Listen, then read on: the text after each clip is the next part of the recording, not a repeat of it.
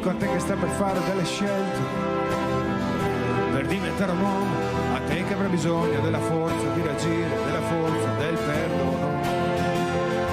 Potrai scegliere di essere un ribelle, di mostrare i pugni per farti rispettare, farti odiare, pur di non subire, ma non scegliere di essere un vigliacco e di valere meno di niente. Chi picchiano adora solamente un perdente. Dire di no, si può dire di no, si può dire di no, si deve, si può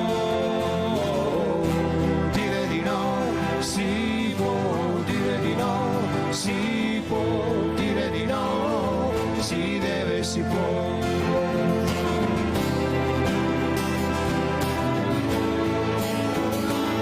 E ti diranno che le donne sono niente, che insultarle può essere divertente, ma ricorda, le parole sono vane, non le vedi ma il male si sente. E non è amore togliere la libertà, e non è amore dire sei mia proprietà, l'amore è una carezza, non ferisce ma rimargina. Dire di no, si può dire di no, si può dire di no, si deve, si può dire di no, si può dire di no, si può dire di no, si deve, si può.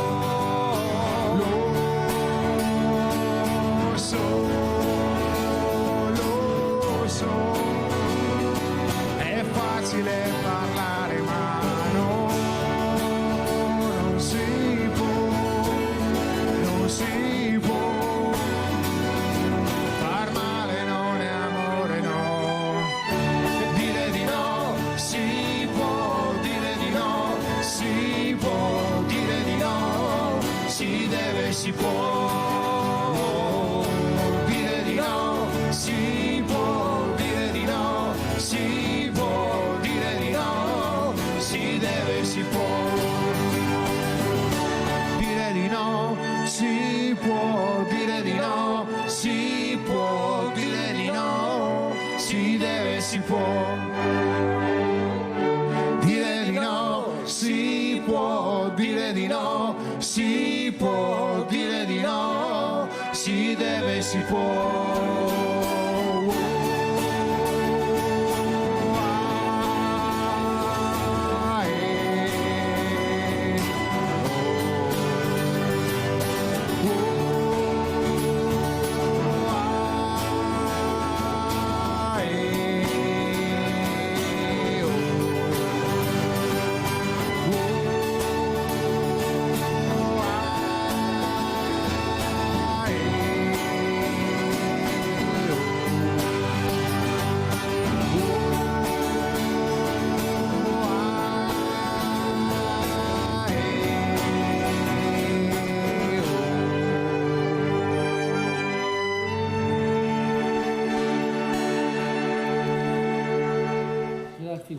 Si può dire di no, sì, dobbiamo iniziare anche a dire di no, a dettare delle regole, a porre certe condizioni, perché veramente è una situazione veramente allarmante e noi dobbiamo far capire alla politica, perché adesso tutti promettono, ma il problema è parlare per poi agire. Il problema è che parlano e poi non agiscono, non fanno quello che ci hanno detto, che si sono impegnati, qualcuno gli ha creduto.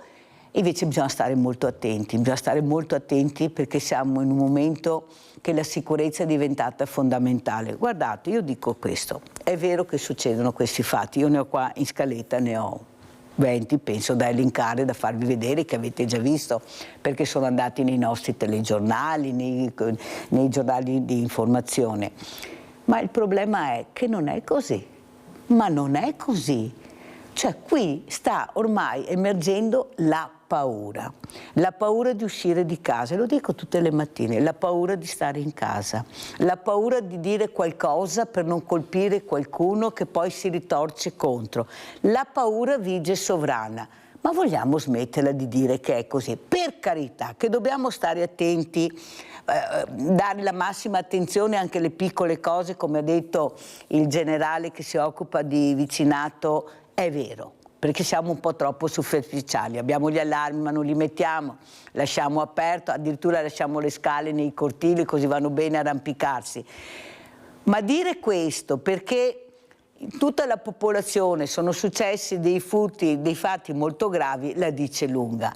Però continuamente a mandare messaggi negativi fa sì che poi abbiano ragione questi, perché il messaggio negativo prevale su quello positivo. Quanti di noi escono al mattino tutta la giornata? Ecco, tutte le persone che... Quanti poi purtroppo subiscono degli atti impropri, degli atti problematici? È vero, però continuare a terrorizzare tutto e per tutto mi sembra un po' alto, che sia alta l'asticella. Ne parleremo questa mattina con degli ospiti graditissimi. Abbiamo in presenza un amico molto caro che è Adriano Tonellato, presidente AVO, Associazione Volontari Ospedale, assieme a Mauro Sartorel, socio volontario AVO, per far capire che c'è un altro mondo, il mondo del volontariato, e posso dire che siamo in tanti, vero Adriano? Che tutte le mattine esce, che cerca di aiutare, che si comporta bene, che rispetta le regole, e poi ne incontriamo altri come noi. Prego Adriano. Buongiorno.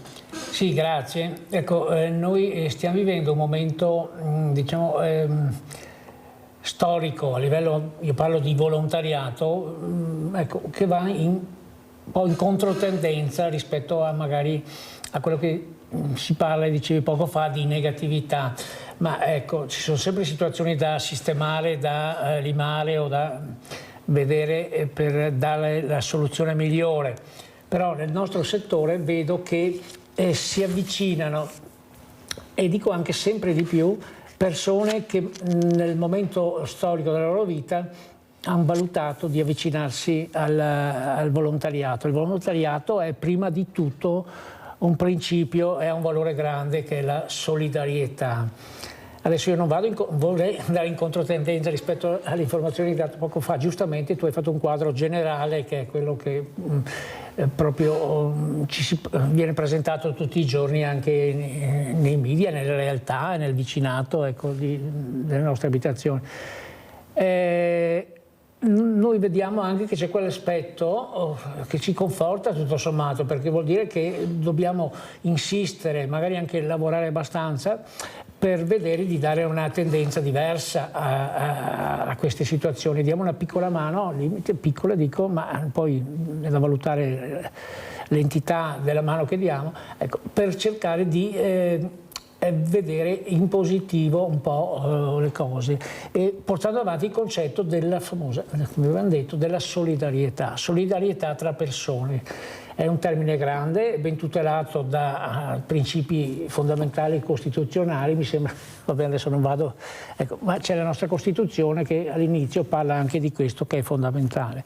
Poi, se poi lo abbiniamo al concetto di gratuità, che è fondamentale per il volontariato, abbiamo due valori che praticamente da soli sono inestimabili.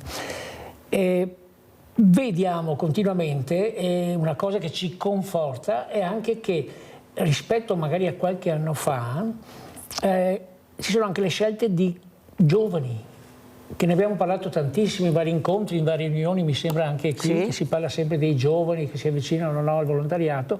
Vedo che facendo dei progetti particolari, entrando in certi diciamo, organismi e meccanismi, vedo che riusciamo magari ad avvicinarli e qualcuno ci rimane con noi, rimane preso, diciamo, e viene coinvolto.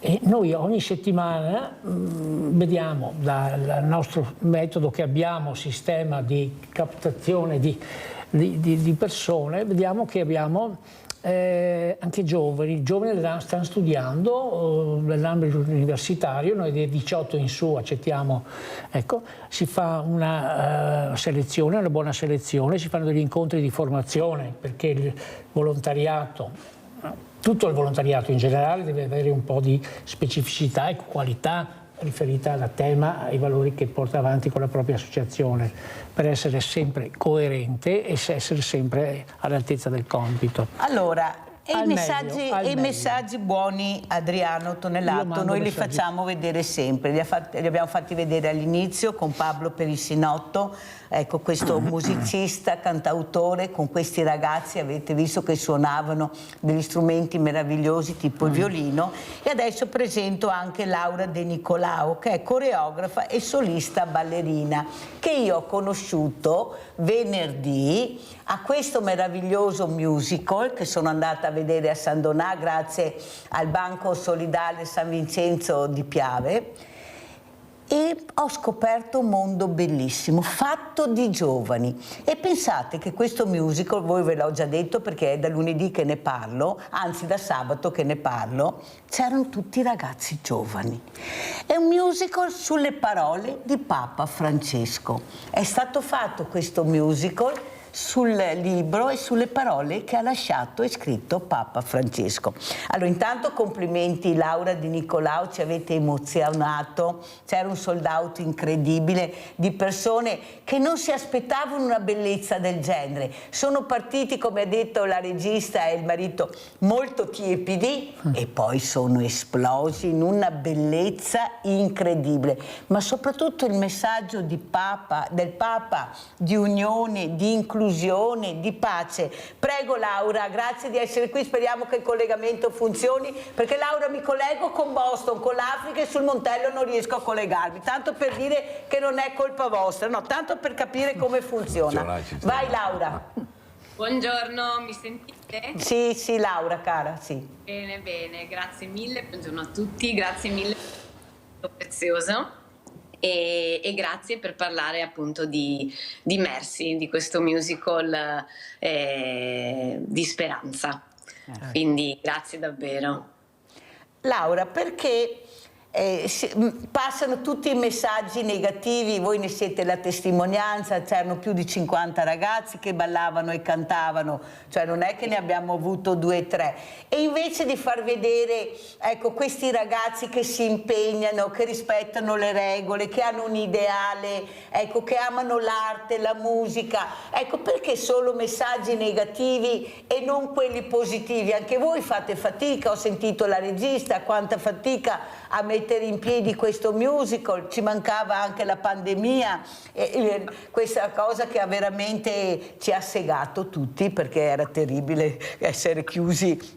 Bastava vedere le file al supermercato pur di uscire anche 2 o 3 ore, ma bastava star fuori all'aria. Ecco, perché questi messaggi negativi, Laura, invece dei positivi che li abbiamo, basta farli vedere. Ecco, cosa vorresti dire anche all'informazione, ai media, ai mass media, Laura? Allora, l'arte è un mezzo molto importante, molto bello, molto profondo per far passare determinati messaggi, e quindi c'è tanto di positivo nei giovani, nei ragazzi d'oggi, e con appunto i mestieri artistici come possono essere appunto la danza, il teatro, la musica, si scoprono cose meravigliose. Mercy, un gancio dal cielo, è un musical, diciamo che è un progetto ambizioso, nato appunto nel 2019, poi è stato bloccato dalla pandemia, e che vede veramente il coinvolgimento di moltissimi giovani, e vede diciamo le varie unisce molte realtà, appunto, tra cui la danza, la musica e il teatro, e unisce anche diversi gruppi, perché i ragazzi non vengono dalla stessa scuola di danza, ma vengono da scuole di danza differenti. E gli attori vengono anche da regioni d'Italia differenti, e diciamo che il messaggio che vuole portare Mercy è invece un messaggio estremamente positivo, un messaggio di misericordia e di speranza. E quindi c'è tanta positività nei giovani oggi, e bisogna cercare di accogliere però queste cose, e diciamo che Mercy è di ispirazione cattolica, ma è un musical che veramente accoglie tutti. Ecco, mi sento di dire questo. Allora Laura, vediamo anche questo video promo del Musica Mercy, perché è sparita l'immagine, così mettiamo a posto se riusciamo anche l'immagine, ti sentiamo ma non ti vediamo. Allora andiamo a vedere il promo e poi lo commentiamo. Merci. Bellissimo.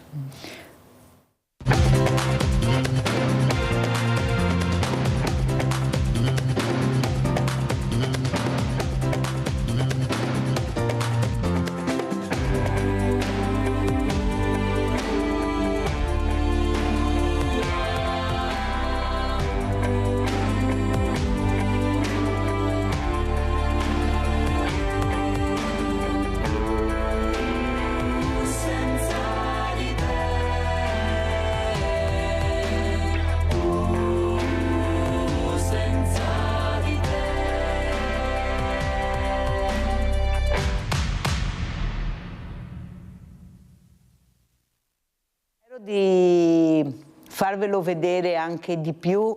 Sai Laura, ho incontrato un padre di Belluno e ho cercato di promuovere questo musical. Ho detto, visto che ci sono Cortina, le Olimpiadi, padre, siccome la vostra voce è molto forte, molto sentita, perché non va da questi stramiliardari a dire guardate che sarebbe bello anche fare questo musical, visto che rifiutano 50.000 euro di un appartamento perché fra pochi giorni ne prenderanno molti di più, tanto che per dirvi come funziona, funziona proprio così, ma siccome sono anche soldi pubblici, non sono solo soldi dei privati, perché hanno detto ma Cortina è sempre stata dei ricchi, perfetto, benissimo, finché spendono i propri soldi, però quando spendono i miei vorrei poter partecipare anch'io e trovare un alloggio decente. Laura sorride, ma guarda che io dico quello che penso, sai, non ho mica un problema, però vorrei sentire Mauro Sartorelli, cosa vuoi dire a Laura, ecco, di esempi buoni di questo musical bellissimo che con tanta fatica è stato messo in piedi, perché Papa Francesco gli ha detto continuate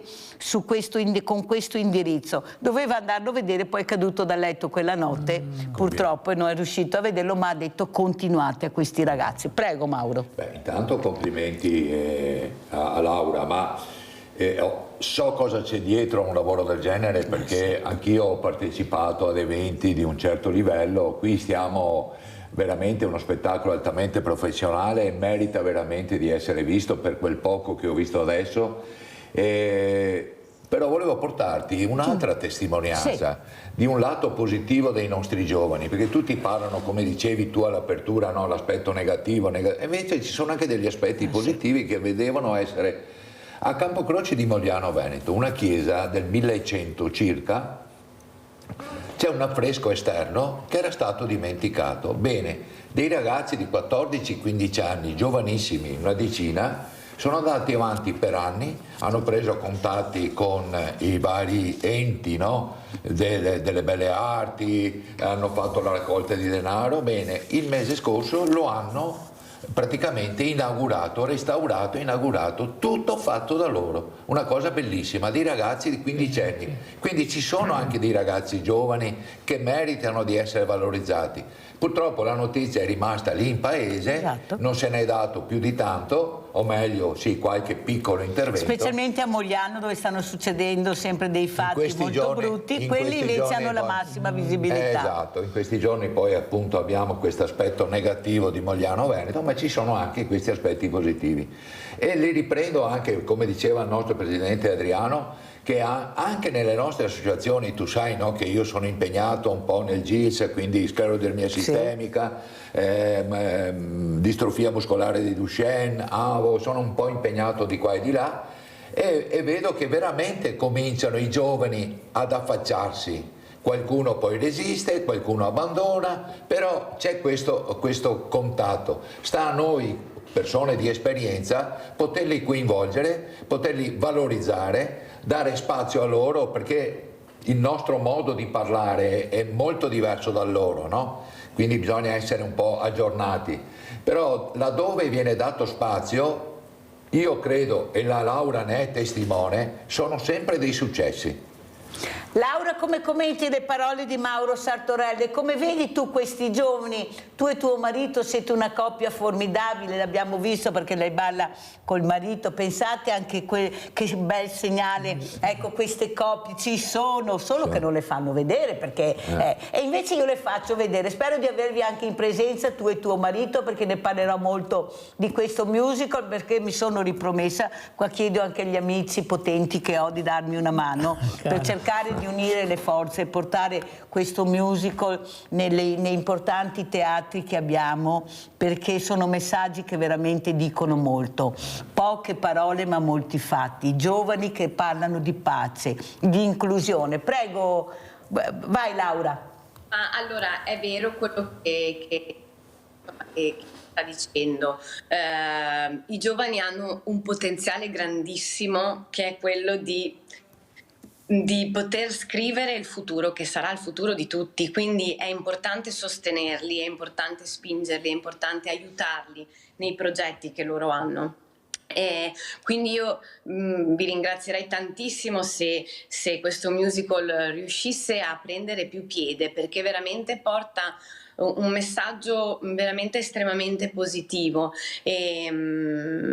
Poi è ovvio, la negatività c'è, le cose brutte purtroppo accadono, e soprattutto di questi tempi appunto ne sentiamo veramente troppe.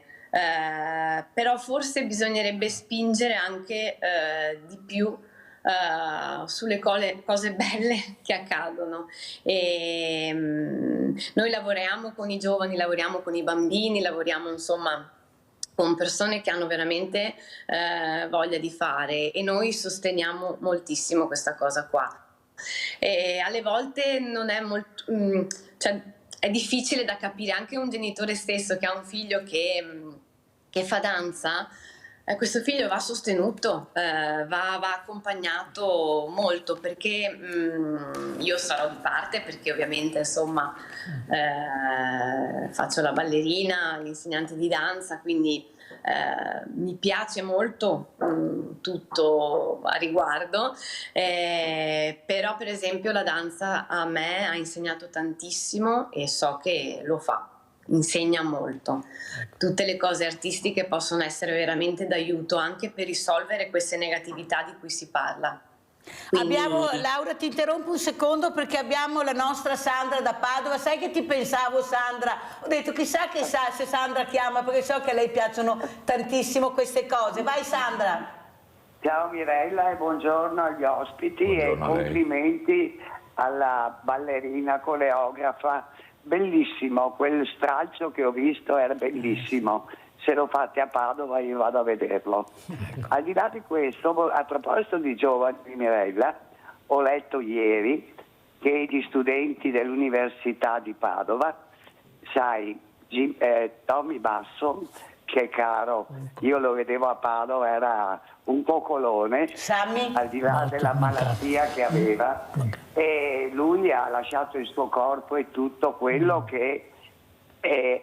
Allora, gli universitari di Padova, l'Università di Padova, con i giovani hanno avuto un riconoscimento mondiale per lo studio della progenia, che è quella malattia che purtroppo non perdona. Io, guarda, mi sono emozionata quando ho visto la notizia sul giornale ieri, perché Mirella, tra le cose negative che sappiamo, è inutile che andiamo a ripercorrere, io le vedo, le sento, le tasto anche con mano qui a Padova, però Mirella, io ieri quando ho visto la notizia, un momento di orgoglio, l'orgoglio dell'essere umano, di vedere questo riconoscimento mondiale, Mirella, mondiale. Dunque bisogna che queste notizie non sono solo una notizia di quel giorno sul giornale, sul mattino che ho letto, ma deve essere veramente una propaganda, perché Mirella, queste cose positive, se non vengono messe in luce, poi la gente non lo sa, e quando tu non sai una cosa, Mirella, è chiaro che non ti rendi conto come fanno determinate persone giovani a fare determinate cose.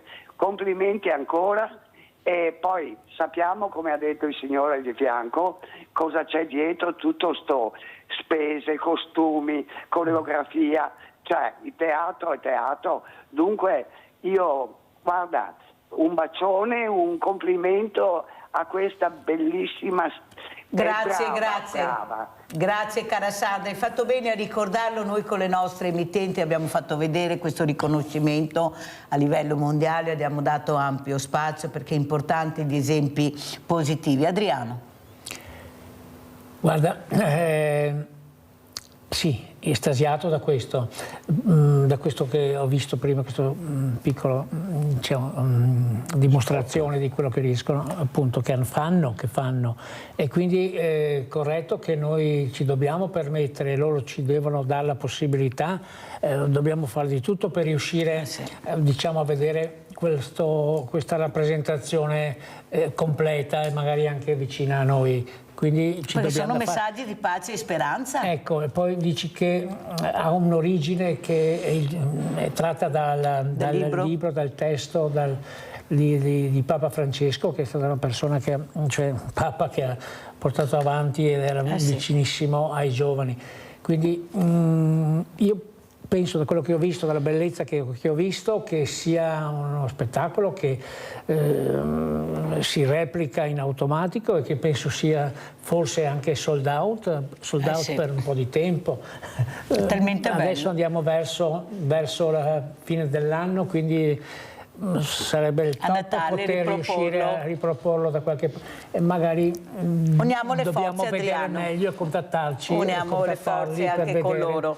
Ti ringrazio veramente Adriano, perché vedete Adriano ha capito l'importanza di fare squadra, di unire le forze, perché io penso che a Natale mandare un musical del genere ricordando il nostro grande Papa Francesco, che mi sembra anche Papa Leone stia proseguendo il cammino che ha lasciato, il percorso che ha lasciato Papa Francesco, e casomai arriveremo anche a Papa Leone, non c'è mica problema, perché veramente abbiamo bisogno di questi messaggi. Io sono veramente inorridita tutti i giorni, io qua vedete ho la lista delle cose brutte, io non voglio mandarle stamattina Adriano, voglio solo parlare di cose belle anche con Laura. Allora, visto che parliamo di cose belle, andiamo a vedere questo video molto bello invece dell'Avo, perché è importante anche far vedere questo video per capire l'impegno. Vediamo questo promo e questo video, andiamo a vedere.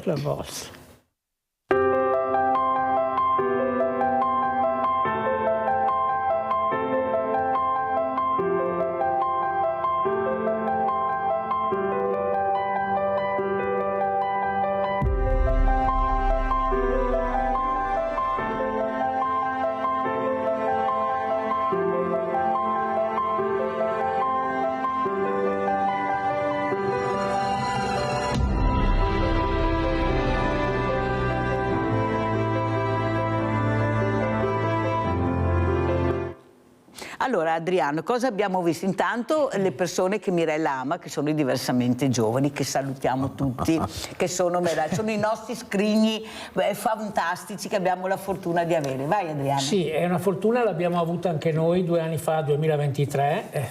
2023 andiamo verso il 3° anno. Quando dalle strutture sanitarie, dove da anni siamo, diciamo, nel nostro focus, cioè l'ospedale, i reparti di ospedale, proprio per una direttiva e un'idea che ci siamo dati, costruita, poi di essere non solo negli ospedali ma anche nel territorio, nella fragilità del territorio.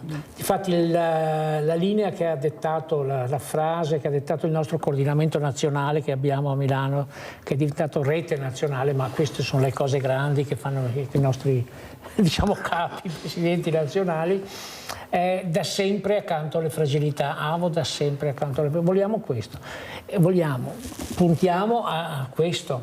Quindi siamo andati anche fuori nel territorio. Qui a Treviso, in provincia di Treviso, abbiamo attivato 2 iniziative. 2 anni fa abbiamo fatto un accordo, che è una convenzione con una fondazione che è a Pieve di Soligo, una casa di riposo che esiste in piazza, stupenda, una casa per anziani stupenda. Lì fanno una volta all'anno la festa del volontariato, che è molto sentita anche a livello locale, sempre all'interno della casa con i volontari, una quindicina di volontari e volontari che fanno questo. Sono là tutti i giorni per la tombolata con gli anziani, per le figurine Amici Cucciolotti un'altra giornata, per altre iniziative, e hanno addobbato, ci sono volontari bravissime, la struttura con degli addobbi floreali, anche diciamo fiori di carta, quella roba lì, ecco, c'è una roba stupenda, avevo detto, bravissime. E queste signore anziane che nella sala teatro che hanno, sala grande di quella casa di riposo, al sabato è uno dei programmi che fanno i volontari, erano 4, tutti avevano fatto la mattinata in viola, vedi i volontari e le volontarie con la magliettina viola, e lì c'erano le signore anziane che sono arrivate dalle varie stanze, sono 3-4 piani, accompagnate, chi col girello, chi col bastone, chi a braccetto, chi... E si sono messe là.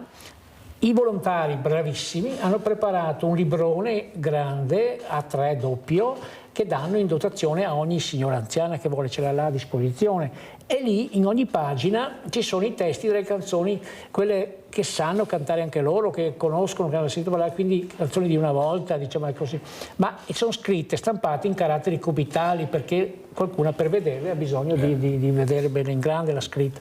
Insomma, ci sono 2 poi i nostri volontari che sono bravissimi a cantori, fanno parte anche del gruppo, un coro musicale lì.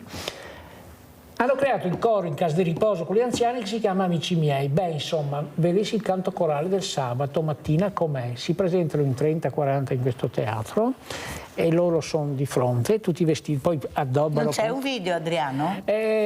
Questo che hai visto è un video. Sì, però... Mi hai preso un po' la sprovvista, ne ho uno di bellissimo, magari...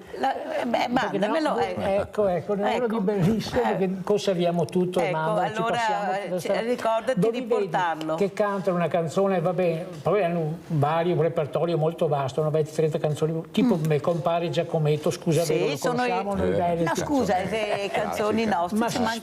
C'è chi allora, la signora anziana la canta proprio con piena voce perché c'ha la possibilità di farlo, chi magari la mima. Manda il video, Adriano, manda il video. Vedete noi veneti come siamo, vedete come siamo, scusa, ma scusa di cosa? Se hai preparato e veramente fai vedere una cosa bellissima, dobbiamo dire grazie invece a queste persone. Tu non devi dire scusa Mirella perché come si chiama Giacometto? Me compare Giacometto, e avevo un bel gaetto, poi non mi ricordo più perché non l'ho più sentita, invece se magari la sentiamo Me compare Giacometto non sarebbe male. Allora invece a Mauro Sartorel, visto che si parlava di addobbi, anche tu ti stai addobbando, perché in futuro cosa farà Mauro Sartorel, perché ce l'ha nel DNA lui, con la solidarietà, sarà Babbo Natale, perché hai capito anche l'importanza di portare avanti questa figura non solo per i bambini, ma io vedo quando entrate anche nelle case dei diversamente giovani, queste residenze, che loro amano queste cose, non c'è niente, sono i loro ricordi, la loro storia. Prego, la loro infanzia. Beh, vivere sotto certi aspetti il momento del Natale è un momento delicatissimo, no? I messaggi che si dicono a Natale, le promesse che si fanno a Natale poi purtroppo vanno 3/4 in fumo. Però è un momento di calore, si riunisce la famiglia tradizionalmente, no? Si fa come gesto di amore tra i genitori e i figli, si fa il famoso regalo, quindi esistono dei valori dietro a questo mercato moderno, ma ci sono dei valori e i valori non devono essere dimenticati. Io ad esempio da una montagna di anni a livello personale addirittura mi vesto da Babbo Natale e faccio il giro delle case di tutti i vicini dove ci sono i bambini e porto un mio regalo, mio e di mia moglie, a questi bambini che sono lì che aspettano, che tremano, no? Quindi vuol dire che c'è qualcosa di forte. Poi ti dirò una cosa, quando termineremo ti darò un aiuto anche in questo, perché grazie. Ecco, io sono convinta che dobbiamo ampliare ecco, questi spazi per queste creature che veramente vedono Babbo. Mi ricordo, Mauro, l'anno scorso mi si è avuto un bambino che ha dato Babbo Natale a scuola e lui crede a Babbo Natale, no? Poi viene dalla Mirella con la mamma e vede un altro Babbo Natale e mi guarda e dice: ma Mirella, com'è possibile? ma come a scuola? Cioè, ma quanti Babbo Natale? Perché loro si fanno le domande, vogliono capire. Sei tu che devi impegnarti a spiegare cos'è la figura del Babbo Natale, che è una figura importante. Vuoi dire che è il papà che fa Babbo? Ma perché non devo dire che è il papà che fa Babbo Natale? Se è una cosa bella. Poi... Ecco, cioè abbiamo questa mentalità culturale che secondo me è un po' obsoleta, sarebbe un po' da cambiare, perché guardate a 6-7 anni come maneggiano questi nuovi strumenti, 6-7 anni, anche a 5, a 4. Cellulare, computer, tablet. Un mio amico assicuratore ha detto che suo nipote, sai Laura, a 4 anni è andato in una pasticceria e intanto che il nonno mangiava, faceva colazione, a un certo momento lo guarda e dice: nonno, hai visto che là c'è un Picasso? C'è un Picasso. C'era questa stampa che lui aveva riconosciuto, perché con la mamma lo porta sempre a visitare, 4 anni, ha riconosciuto il Picasso, questa stampa, perché la mamma lo accompagna già da piccolo nell'arte, nella bellezza. È questa l'importanza. Vedo che Laura non c'è, se non sbaglio. Eccola qua. Hai sentito, Laura? Ho sentito tutto, queste sono cose meravigliose, questo aneddoto che hai raccontato è stupendo, infatti io anche i miei figli che sono piccoli li porto a teatro, li porto a vedere i musei, le mostre, le cose, perché sono cose che comunque fanno anche, no, percepire ai più piccoli sensazioni nuove, diverse e sono appunto cose molto positive, quindi bellissimo. Vedi Laura, io sono convinta che dobbiamo puntare su questo, perché questi genitori, anche quelli giovani soprattutto, che non riescono a capire l'importanza di avere magari dei bambini che poi diventano ragazzi creativi, perché bisogna anche seguirli, ma i ragazzi non lo sanno, la famiglia se ne frega e poi loro non riescono perché da soli non ce la fanno. Forse riusciranno a capire che come li portano d'estate fuori a mezzanotte, a luna, perché siamo in vacanza, allora se li portassero anche a vedere qualcosa di ma è tardi, non si può andare, no, perché sei tu che non vuoi andare, non che non si può andare. Ecco, io penso che dobbiamo dare questi messaggi, Adriano, questi messaggi, come ha detto Laura, di far capire che la piantina va coltivata da piccola, non quando è grande è difficile, quando comincia a mettere delle radici è faticoso far cambiare, ecco, questa piantina che cresca dritta, ma se iniziamo da piccoli, come fa questa mamma, che fa Laura, che fanno tante mamme, tanti genitori, però non ci sono mica genitori tutti negativi, fanno vedere quelli, ma ci sono anche gli altri che io faccio vedere, che vengono qui. Ad esempio Laura, ho avuto, lo dico anche a Adriano e a Mauro Sartorel, 3 mamme con le loro figlie meravigliose, diversamente agili, e sono venute qui vicino alla Mirella e ognuna con la propria figlia ha parlato col proprio figlio e loro erano davanti allo schermo e lo sapevano e vedessi come si muovevano. Questo ragazzo che ha detto Valentino alla mamma, gli ho detto: cosa vuoi dire Valentino a questa mamma? Che è la mamma più meravigliosa del mondo e che le voglio tanto bene. Voi capite che sono questi diversamente agili, che sono sempre felici, sorridenti, ti accolgono anche se non ti conoscono, la prima cosa che fanno ti abbracciano. Vogliamo capire che forse dobbiamo andare a parare da queste parti? Pubblicità.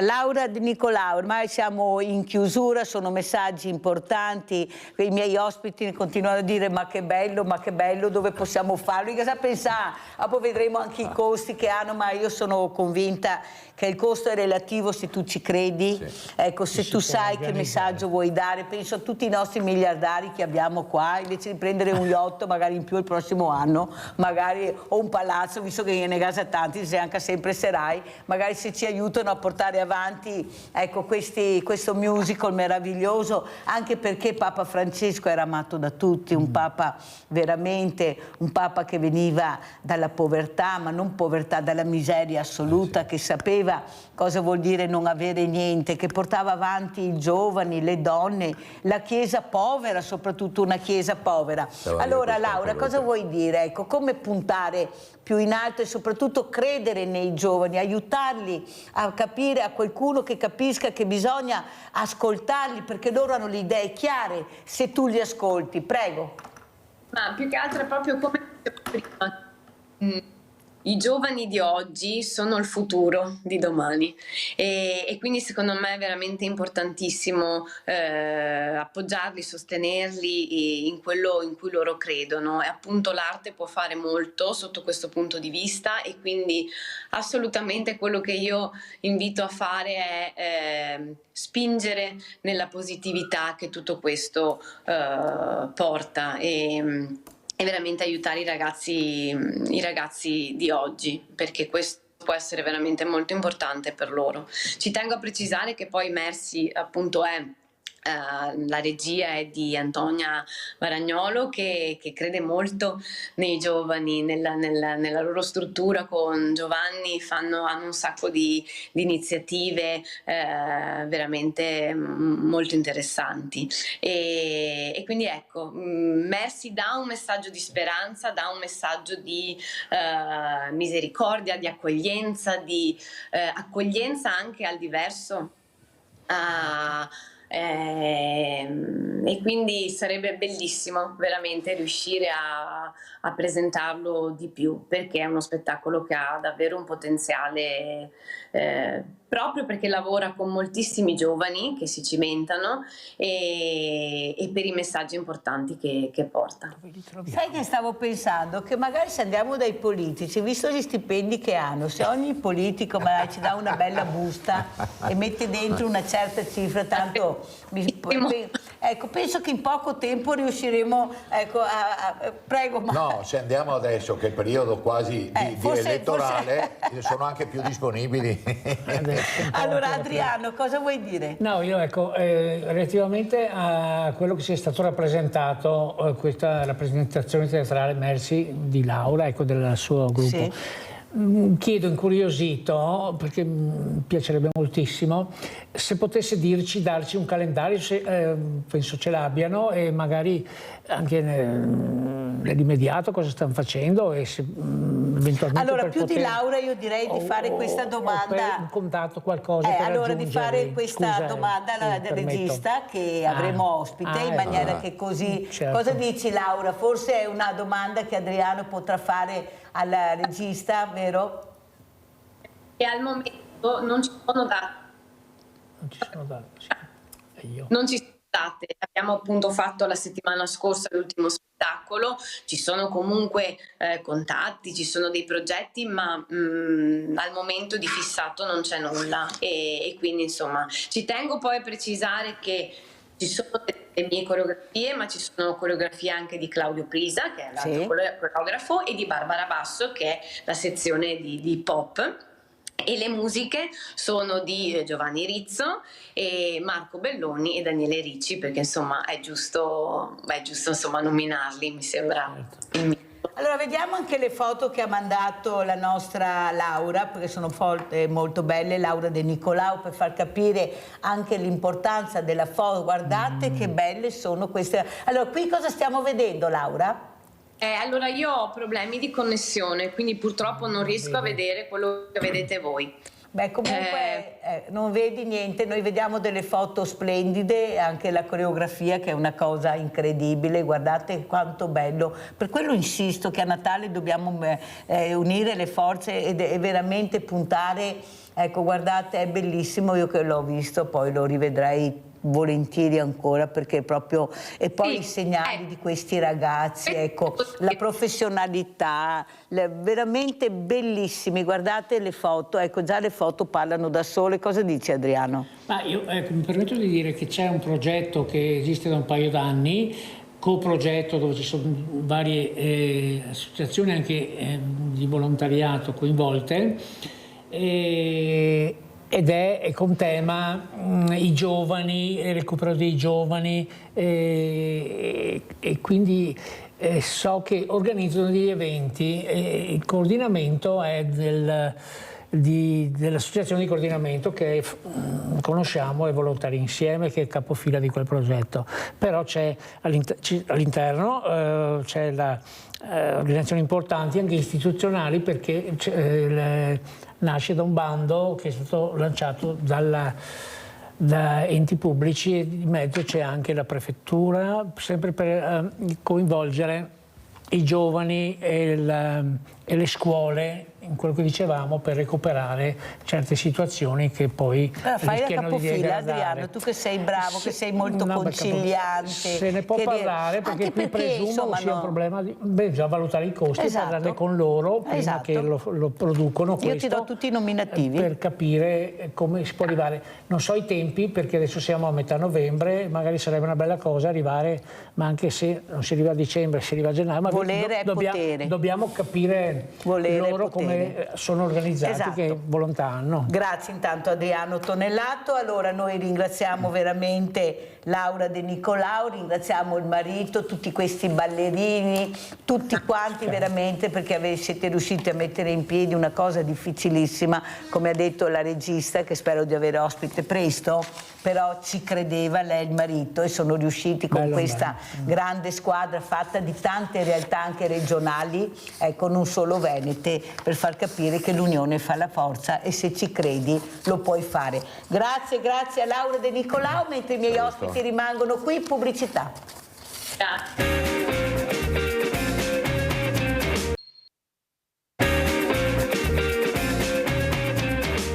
Continueremo a parlare di Avo con questi ospiti in attesa di vedere se riusciamo anche a collegarci con una sopravvissuta del Vajont, vedremo se ce la faremo perché come vedete le connessioni sono terribili, andiamo nella Luna, poi facciamo il ponte a Pista Bob, Olimpiadi, non siamo neanche a buoni collegarsi, perciò questa è la verità che io incontro, mi collego con gli Stati Uniti, con gli... E qua è così, però bisogna anche dirlo e qualcuno dovrà anche muoversi a capire che forse così non può continuare. Allora, Avo, Adriano Tonellato, è importante capire anche l'obiettivo che voi cercate, che è quello di aiutare, di ascoltare le persone, di cercare anche di far respirare i momenti veramente terribili quando sono all'interno di questi ospedali e magari qualcuno è anche da solo, oppure io sono convinta, Adriano, non so se sbaglio, che delle volte hanno più piacere di parlare, anche di piangere, con una persona sconosciuta che no con un familiare. Ecco, il volontario diventa un familiare prezioso e confidente. Prego Adriano. Sì, tu hai centrato, il nostro focus, a parte i libri che abbiamo, statuto, regolamento e convenzione, accordi, linee guida, che è tutto strutturato perché così deve essere un pelino, non per montarci la testa, ma di qualità quello che facciamo, quindi c'è abbastanza formazione. Ecco. E accettiamo cittadini, abbiamo detto, dai giovani dai 18 in avanti. Il nostro più giovane volontario adesso ha 21 anni, una ragazza, studentessa universitaria, e abbiamo un volontario anziano che ha 28 anni che è con noi, stupendo, che va ogni martedì mattina in geriatria e ci tiene ad andarci e ha 85 anni, perfettamente in linea, un ragazzino. Ecco, mi scusi, stavo per dire, cosa dobbiamo fare noi?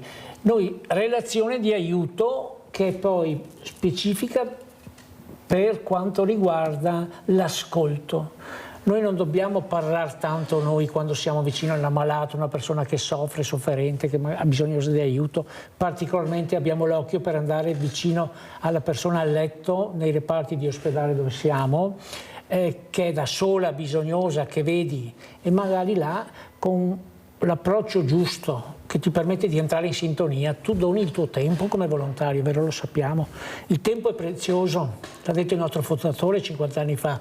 Doni il tuo tempo, 2 o 3 ore alla settimana, è un dono enorme che fai, però una parte ti torna indietro quando instauri una relazione con l'ammalato e questo comincia a parlarti, ti accetta.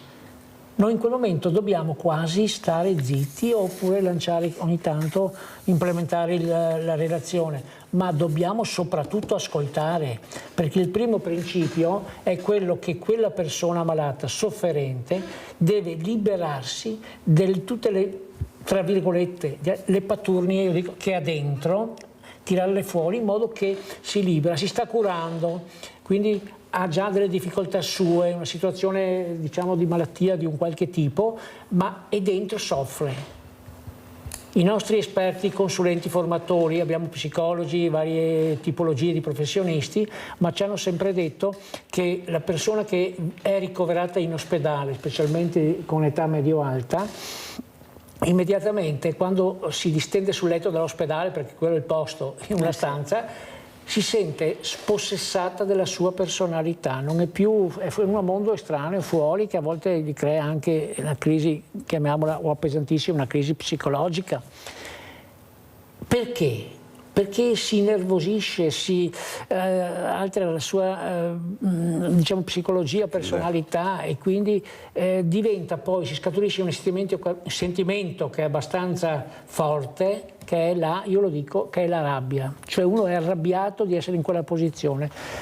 Mi danno da mangiare quello che vogliono loro, quando vogliono loro, mi mettono a digiuno, mi dicono domani lei deve fare questo esame, adesso vediamo, diamo questo farmaco, fermo che lo pungo. Cioè ecco che niente, fuori dal mondo in questo momento.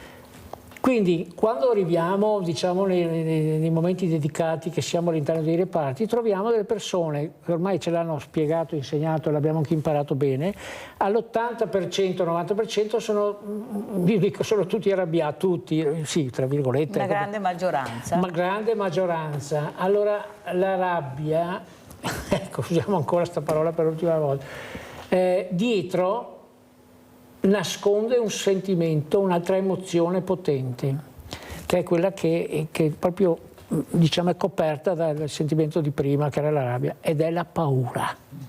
Noi dobbiamo, come volontari, essere vicini per lavorare, per essere vicini, per aiutare questa persona a che si confidi, parli, per capire che tipo di paure ha, le sue, perché ognuno dopo ecco, è a che livello.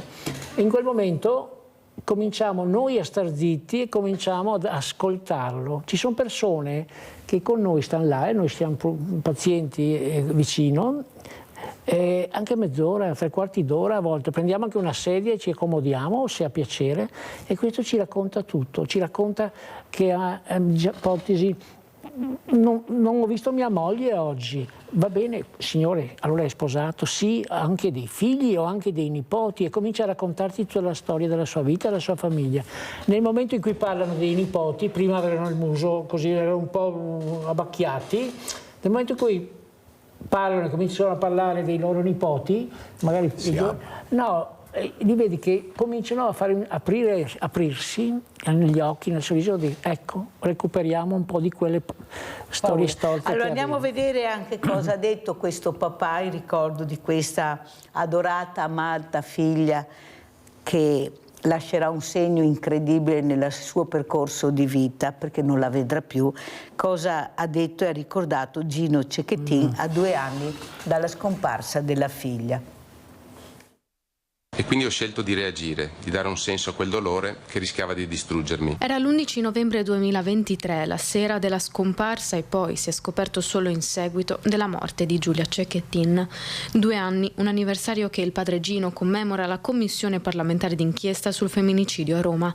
L'introduzione prima del dibattito è scandito dalle sue parole. Non sono qui per chiedere più punizioni o leggi più dure. La giustizia serve, ma arriva sempre dopo. Io sono qui per parlare di ciò che può arrivare prima, la prevenzione e quindi l'educazione. Il ricordo di Giulia, che sottolinea Gino Cecchettin, prende vita nell'associazione contro la violenza di genere nato l'anno scorso, ad un anno dalla sua uccisione, ed entra nelle parole del padre di Giulia l'importanza dell'educazione sessuo-affettiva nelle scuole. Una scuola che non parla di affettività, di rispetto, di parità, è una scuola che lascia soli i ragazzi di fronte a un mondo che grida messaggi distorti. Vi assicuro che l'educazione affettiva non è un pericolo, è una protezione. Non toglie nulla a nessuno, ma aggiunge qualcosa a tutti. Per Giulia e per tutte le Giulia che verranno, vi chiedo di fare una scelta coraggiosa, di credere nell'educazione come prima forma di giustizia, come la vera forma di prevenzione. In aula è Gino a ricordare 2 femminicidi, quello di Giulia Strapazzolo e Barbara Belotti, particolarmente efferati, e ribadisce la necessità di agire in prevenzione. 2 occasioni dove forse potevamo fare di più, perché in un caso c'era stata una denuncia e nell'altro c'è stato un malfunzionamento o addirittura il braccialetto elettronico è stato disattivato. Oggi la violenza di genere viene spesso raccontata come un'emergenza, ma non lo è. È un fenomeno strutturale, radicato nella nostra cultura, nei linguaggi, nei modelli di relazione, negli stereotipi che continuiamo a tramandare. Da qui l'impegno della Fondazione Giulia Cecchettin, occasione dunque quella in aula anche per denunciare l'insufficienza dei centri antiviolenza in Italia. Il mio impegno è quello della Fondazione, nasce da qui, dal desiderio di evitare che altri genitori debbano vivere ciò che ho vissuto io. Ma anche nella speranza che un giorno non servano più le fondazioni intitolate a ragazze uccise, perché avremo imparato a riconoscere il valore sacro della libertà di ciascuno, il valore sacro della vita.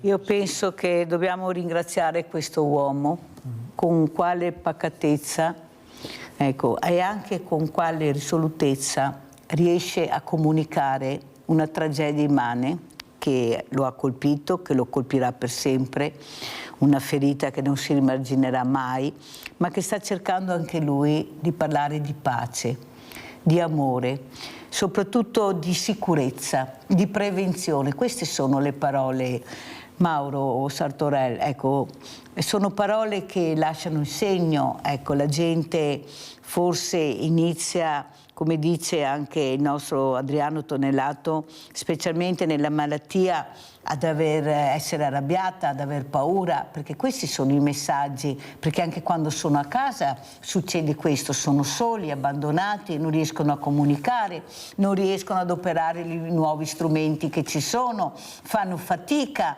ecco, perché all'improvviso gli hanno sparati su un mondo che loro non conoscono, che è la tecnologia, e questa rabbia diventa sempre di più se non c'è qualcuno che li ascolta.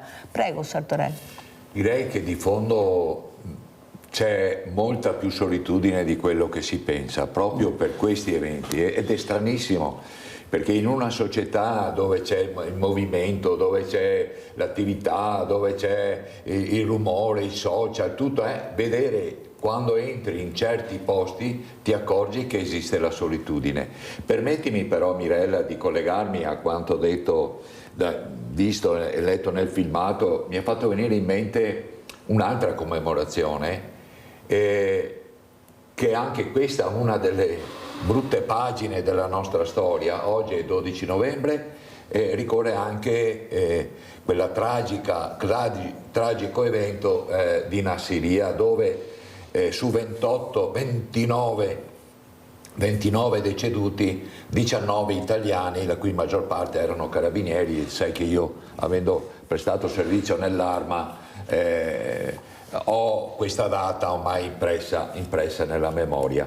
Ricollegandomi invece al filmato che abbiamo appena visto, vorrei dire, proprio anche per esperienze personali, che effettivamente è vero. Non dobbiamo, cioè il carabiniere arriva dopo, ma ci sono le leggi che potrebbero dire arriviamo prima, no? Ecco, e l'inghippo secondo me sta proprio qui, ed è difficile poi trovare la soluzione giusta.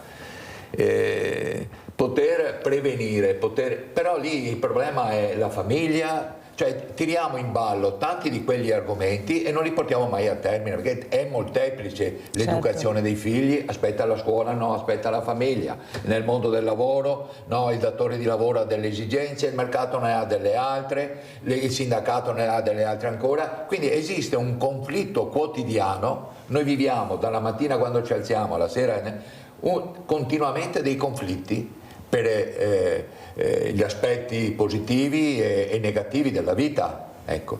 Per cui sono interessanti queste parole che diceva il papà, sono importantissime, vanno capite, vanno condivise e vanno soprattutto portate avanti. Purtroppo cosa succede? Questi incontri sono bellissimi.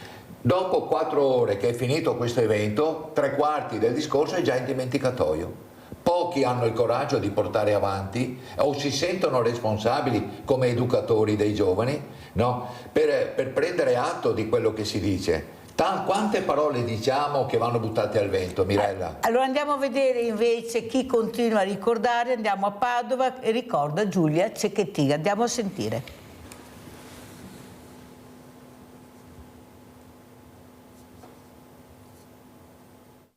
Padova non dimentica quel giovane sorriso proiettato oggi nelle aule del Dipartimento di Ingegneria, non dimentica la ferocia con la quale è stata strappata quella vita troppo presto e lo fa con un mazzo di fiori deposto sulla panchina rossa dell'Ateneo. Non dimentica e per questo fa un minuto di rumore con il tintinnio delle chiavi al portello, proprio come 2 anni fa, nel giorno del funerale. Piccoli ma potenti gesti con i quali la città del Santo ha ricordato oggi Giulia Cecchettin, a 2 anni dalla sua morte per mano dell'ex fidanzato Filippo Turetta. Un femminicidio che ha segnato profondamente la coscienza collettiva dell'Italia. Sicuramente c'è più consapevolezza nel territorio, non solo veneto e padovano, ma in tutta Italia rispetto a un fenomeno che coinvolge una donna su 3 in Italia e nel mondo. Penso che è giusto ricordare, però dovremmo farlo ogni giorno, quotidianamente, perché quotidianamente al centro antiviolenza arrivano diverse donne che raccontano proprio una violenza che subiscono all'interno delle loro relazioni. Allora questa attenzione e questo pensiero facciamolo ogni giorno nelle nostre case, nei luoghi di lavoro, nelle scuole, e appunto partendo dalla consapevolezza che purtroppo il femminicidio di Giulia Cecchettin ha reso evidente un qualcosa che prima era ancora nel silenzio, era ancora molto sommerso e che oggi comincia ad emergere. Un mese di iniziative anche a Saonara, comune profondamente legato alla famiglia Cecchettin e dove Giulia riposa accanto alla madre. Dal corso di difesa personale rivolto a donne di tutte le età nella palestra a suo nome, allo spettacolo teatrale Genesi di un mostro, in scena nella sala civica il 28 novembre, in occasione della giornata internazionale contro la violenza contro le donne, che racconta come tali drammi nascano anche da un disagio silenzioso. Il cambiamento parte proprio da questi gesti e, come ha sottolineato Gino Cecchettin in udienza a Roma davanti alla Commissione parlamentare d'inchiesta sul femminicidio, quello che conta ora è ciò che può arrivare prima, la prevenzione e quindi l'educazione, anche se la strada è ancora lunga. Che cosa abbiamo imparato in questo tempo? Niente, mi verrebbe da dire, perché sono più di 80 i femminicidi dall'inizio dell'anno. L'unico reato che aumenta nel nostro paese è la violenza contro le donne. Allora faccio mio l'appello di Gino Cecchettin: introduciamo nelle nostre scuole l'educazione affettiva e sessuale per i nostri giovani, perché è l'educazione la miglior forma di risarcimento del danno per chi ha subito una violenza e un'ingiustizia simile. Allora Adriano, quello che volevo anche capire e sentire con te, Adriano Tonnellato, è appunto come combattere, come fare più prevenzione anche con gli esempi positivi per cercare di portare queste persone a contatto col mondo del volontariato, per far capire che forse è là che si può fare prevenzione. Con queste associazioni siamo in tanti ma tutti divisi, ognuno fa il proprio orticello, la propria visibilità, fare squadra si fa fatica, invece è un momento invece di unire le forze. Prego Adriano. Sì, tutto quello che è associazionismo, cioè contatto, relazione, cioè condivisione di principi, di linee e poi diciamo ancora quella parola, di valori validi, efficaci, che sono l'amicizia, la fraternità, la fratellanza, la vicinanza e il rispetto, che porta a rapporti di dignità assoluta riferiti alle persone, diciamo, che si incontrano. Queste sono cose che sono da amplificare.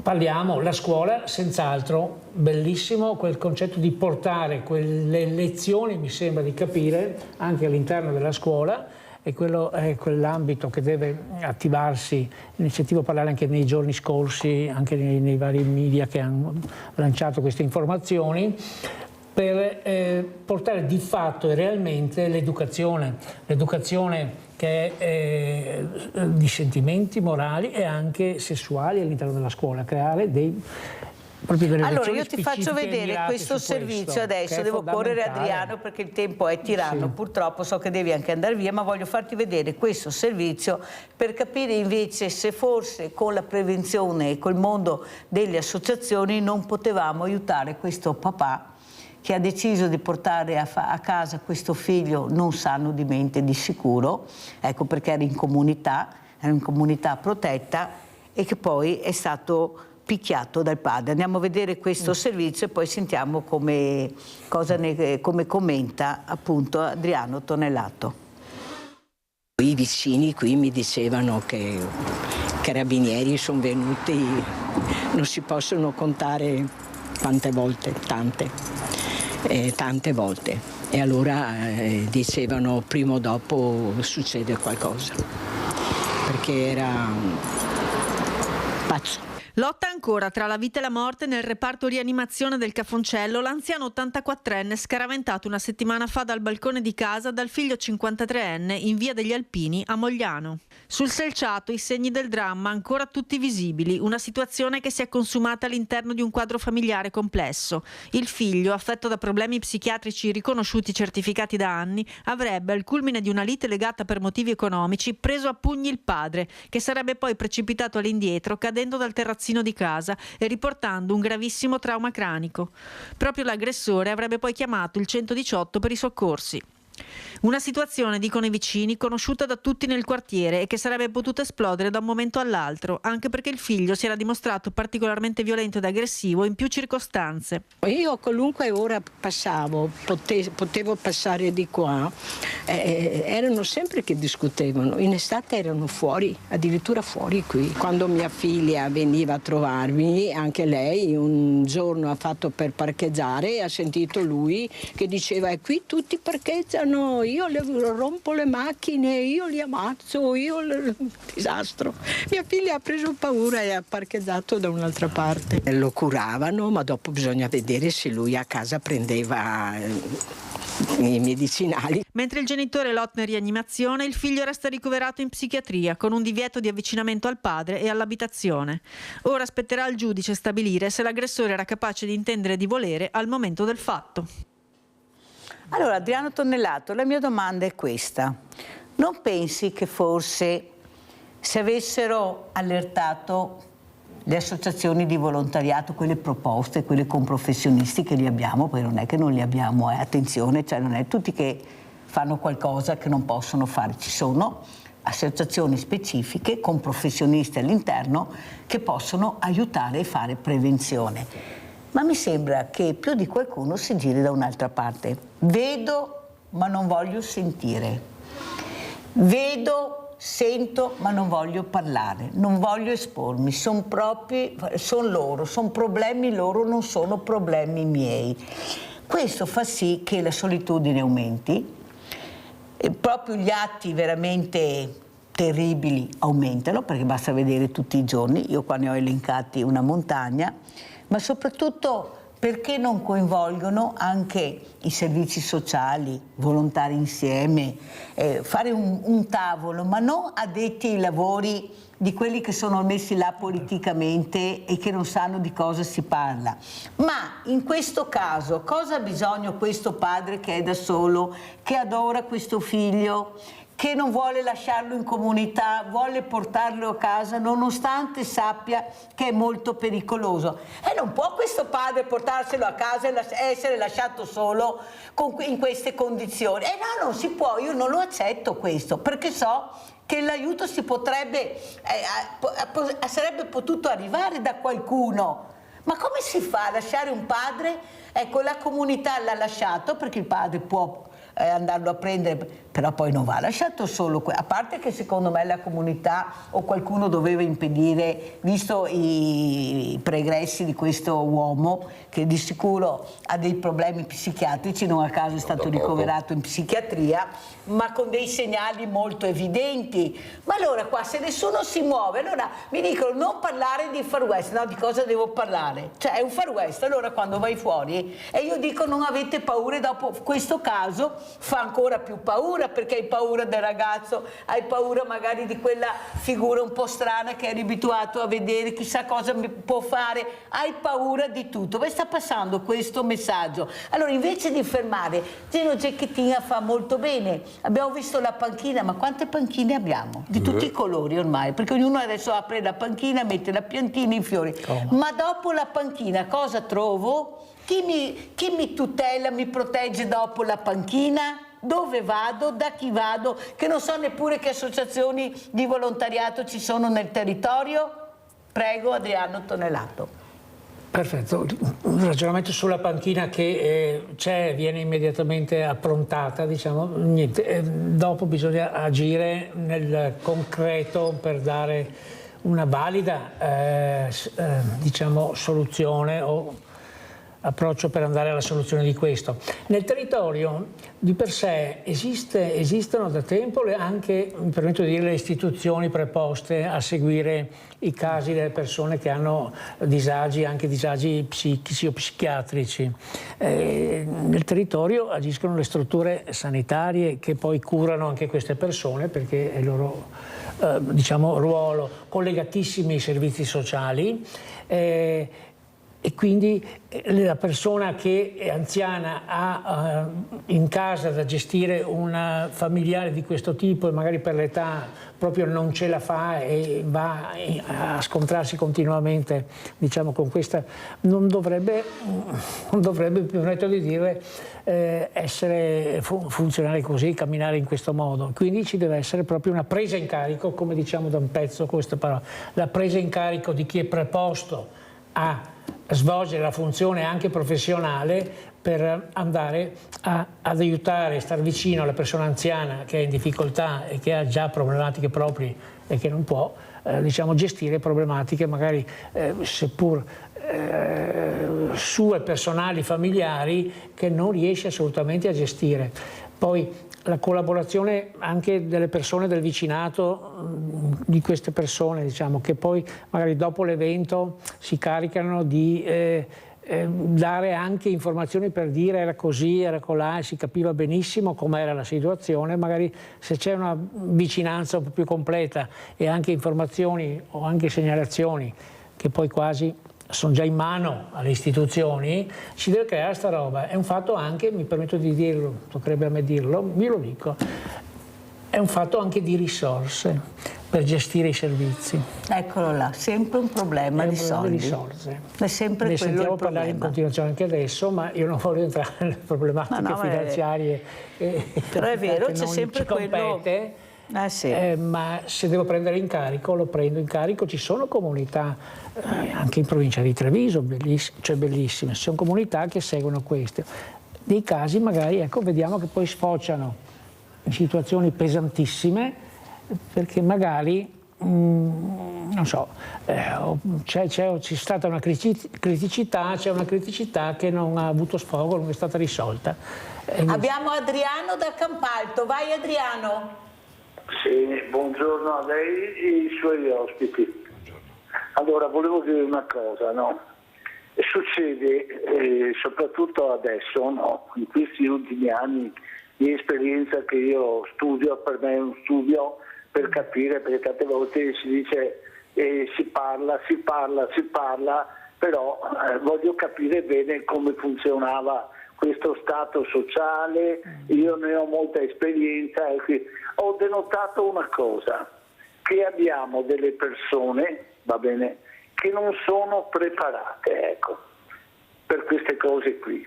E in più ho denotato anche che tante volte parlavo con la regione del Veneto, cercavo tante volte di sfogarmi perché sono un tipo nervoso, di sfogarmi anch'io e parlavo in regione per spiegare, far capire tante volte che fuori ci sono dei problemi molto enormi, ma non ci viene molto ascoltato. Ma cosa, per dirti te ne conto una, in Villaggio Laguna c'è un signore che si deve trascinare, l'altra volta mi fa, signor Adriano, mi chiama 118, va bene, è un barbone che ha la sua casa, chiamo il 118, ma cosa ha? E che questo? E che altro? Voglio dire, non abbiamo gente qualificata dall'altra parte che veramente bisogna stare lì al telefono un quarto d'ora per far capire che questo è ammalato. Questo ho detto va seguito, ho detto, perché io prima o dopo questo ha sempre i litri di vino in mano, però alla fine pretende che la società lo aiuti. È una persona anche molto intelligente, però se non mangi cose di qualità e bevi sempre, o prima o dopo questo comincia dai numeri. Quindi tante volte anche il discorso della depressione e cose è perché ci sono tanti ragazzi che magari muore il papà, muore la mamma, restano soli, non hanno quel carattere forte come che l'abbiamo noi, che ci siamo arrangiati, che abbiamo dato la vita agli altri.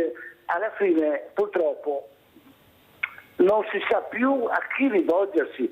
Ho sentito la signora della regione, facciamo qualcosa adesso, ma è tardi, è stato tardi, perché questo per me, per mia esperienza che parlavo, soprattutto alla municipalità di Favaro, segnavo queste cose qui, segnavo che bisognava anche pubblicizzarle, cercare di portare in casa queste famiglie che hanno dei disagi, che purtroppo per orgoglio, per umiltà non si espongono, e alla fine questo succede. Allora io direi che tante volte anche questa politica, come dici tu Mirella, non ci ascoltano più di tanto, vogliono far vedere quando succede il fatto.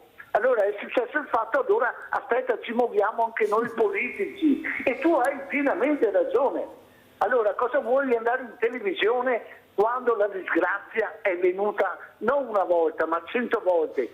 Fatti vedere che sei una persona che ti impegna. Anche la regione dovrebbe impegnarsi di più, pubblicizzare di più, soprattutto le famiglie, mandando anche a casa o magari col cellulare oggi. Più che pubblicizzare, Adriano, supportare, io direi, queste famiglie in difficoltà. Hai sentito l'altro giorno quel signore che ho avuto ospite, che non l'ho fatto vedere, ecco, che è 3 anni che dormiva in una macchina, nessuno si avvicinava.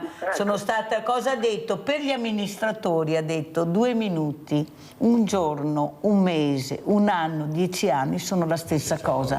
Per noi no, che viviamo le situazioni. Per rispondere al nostro Adriano da Campalto. Grazie Adriano. Allora so che devi andare via. Adriano, come ci saluti? Con quale messaggio? Cosa vuoi dire a Adriano da Campalto? Io dico questo, che c'è tanto da fare, quindi dobbiamo ritenerci fortunati. Io volevo che ci carichiamo per questo, magari chi sente nelle proprie corde la volontà di efficacemente collaborare, condividere nell'associazionismo verso le persone magari anche vicine nel proprio ambito abitativo, ecco, sempre cercando di essere attenti e poter collaborare. E quindi la solidarietà diretta o la solidarietà fatta in associazionismo, nel volontariato, e magari con un occhio attento per segnalare anche aspetti magari che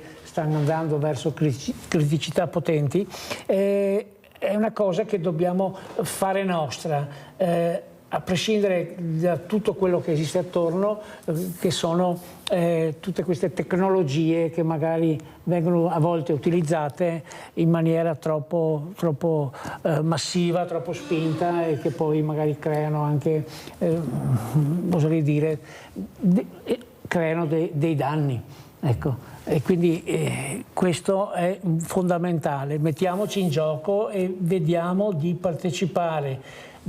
C'è la possibilità di trovare le ubicazioni, gli indirizzi, i numeri di telefono, eccetera. Avviciniamoci alla realtà dell'associazionismo, intanto importante. Io spezzo una lancia a favore di questo, perché certo, vedo che in effetti aiuta bene, diamo una mano alle persone, però una parte ci torna anche indietro, e questo è un dono reciproco che ci scambiamo, quindi vogliamoci bene. Abbiamo tutti bisogno di tutti. E inizieremo anzi giovedì con questa raccolta farmaci per i bambini, farmacia Rava, nelle nostre farmacie, perciò se entrate donate qualcosa, poi tutti i farmaci che verranno raccolti qui a Treviso e in provincia verranno portati al nostro banco solidale in provincia, perché noi collaboriamo con Fondazione Rava, perché queste famiglie non hanno la possibilità di comprare questi farmaci, questi prodotti per i bambini, perciò con questa collaborazione con le farmacie trevigiane,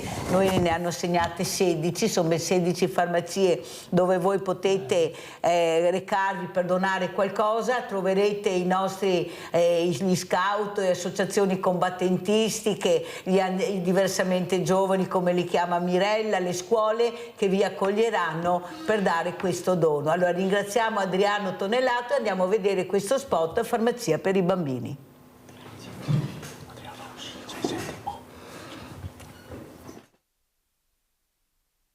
Segui la strada per aiutare i bambini in povertà sanitaria.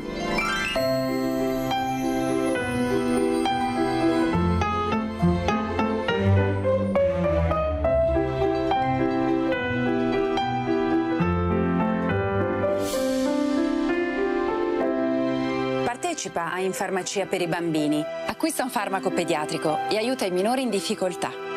Fondazione Francesca Rava, dal 13 al 20 novembre in Farmacia per i bambini.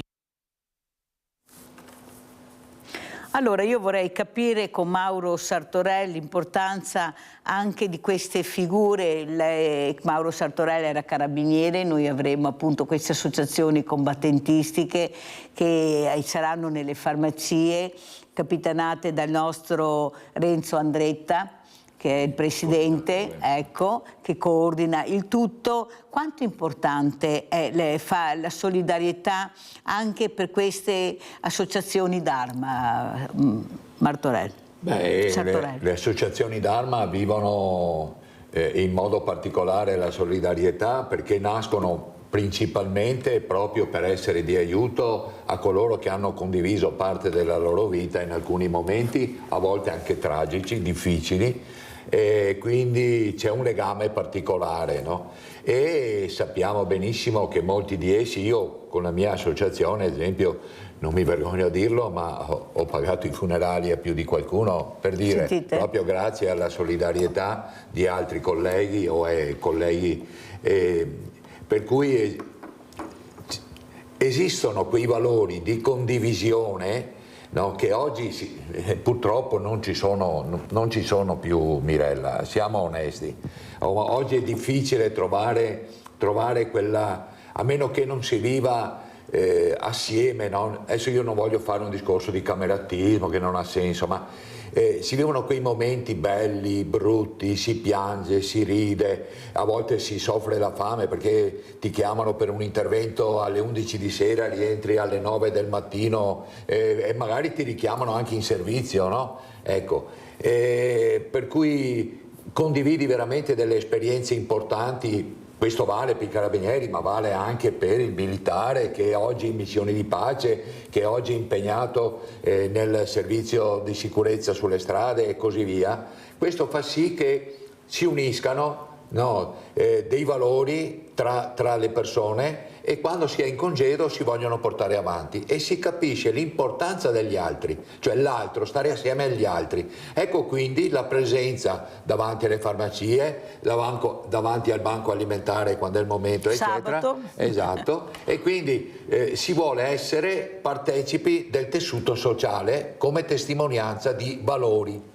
Senti, Mauro Sartorelli, cosa hai provato nel vedere a Verona questa morte di questi carabinieri entrati in una casa che aveva già dato dei segnali molto importanti, visivi anche, e ci hanno rimesso la vita a questi uomini?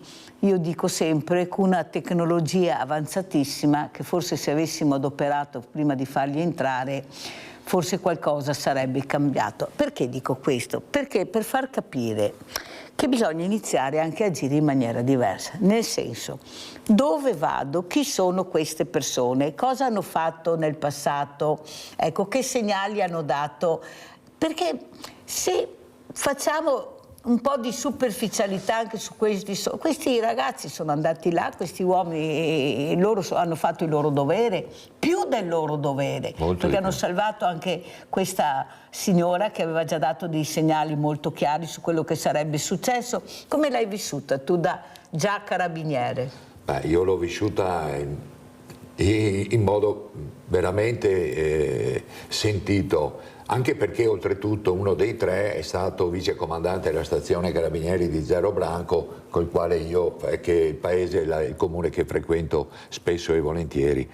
E un altro era per esempio in servizio al 4° battaglione di Mestre, dove anche lì partecipa ogni tanto a cerimonie, quindi insomma avevo un sentimento e avrei voluto esserci al funerale. Io avevo telefonato per andarci, però mi è stato consigliato, visto l'importanza, la presenza di molte autorità, quindi problemi di parcheggi e così via, mi è stato consigliato di rimanere a casa. Certo, la situazione è quando vieni chiamato in servizio. Io per esempio sono amico di Mirko Schio. Mirko Schio è il presidente della Fervicredo, è l'associazione delle vittime del dovere. Sono in grandi rapporti di amicizia. Bene, questo quando era in servizio è sceso dalla sua macchina, ha fermato una macchina lungo la tangenziale di Mestre per un semplice controllo. Questa macchina si è fermata, ha aperto lo sportello, ha tirato fuori una mitragliatrice e l'ha messa oggi in sedia a rotelle. Per dire, è impensabile quello che può succedere quando fermi una macchina. A noi insegnano, ai carabinieri insegnano che quando fermi una macchina devi avere l'attenzione, devi essere una persona educata, devi trattare la persona sempre con il massimo rispetto. Ma chissà cosa c'è dentro quella macchina. Però scusami Sartorelli, dei droni si vedeva che avevano messo anche questo materiale esplosivo all'esterno della casa, perché con i droni si nota. Ecco, forse c'è stato un po' troppo di...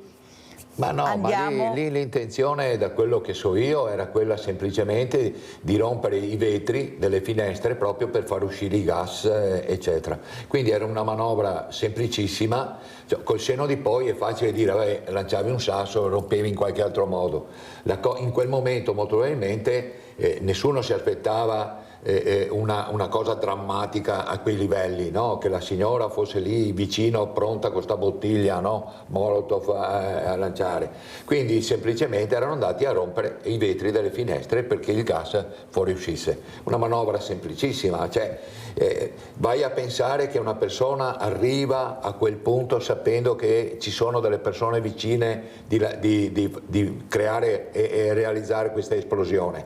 Cioè io capisco anche...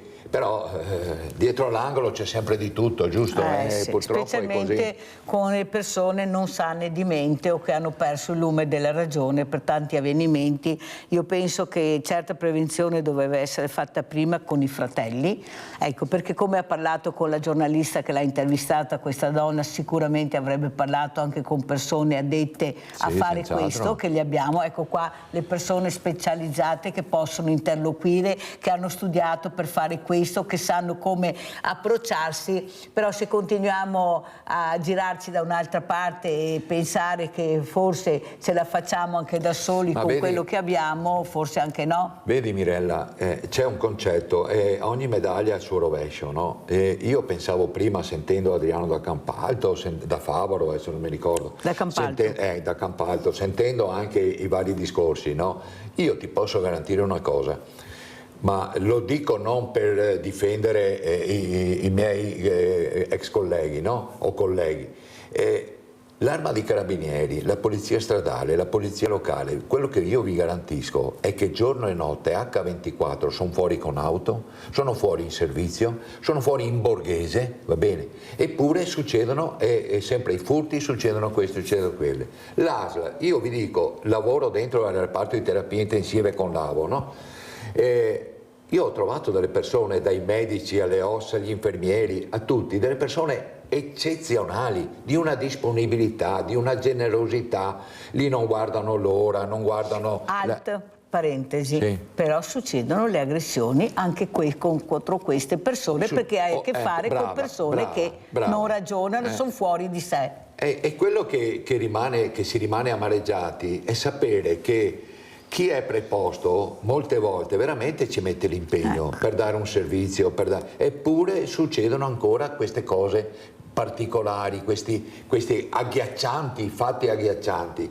E allora vedi, a volte è colpa, non è colpa, esistono dei protocolli. Questo papà, cioè questa persona ammalata di mente, no, che viene dimessa, che viene mandata a casa, ci sarà stato un protocollo probabilmente nel quale risultava possibile mandarlo a casa. No, ha voluto il papà portarlo a casa. No, è stata una decisione del padre, nonostante i familiari avessero detto di no. Mi riferivo in generale, adesso ho preso il caso sbagliato, ma intendevo anche il fatto, no, quando tu arresti una persona che dopo poche ore o pochi giorni te la trovi di nuovo in strada. Tu rischi la vita e dopo 2 ore. Per esatto. quello dico che bisognerà parlarne con chi di dovere. Paola da Padova, vai Paola.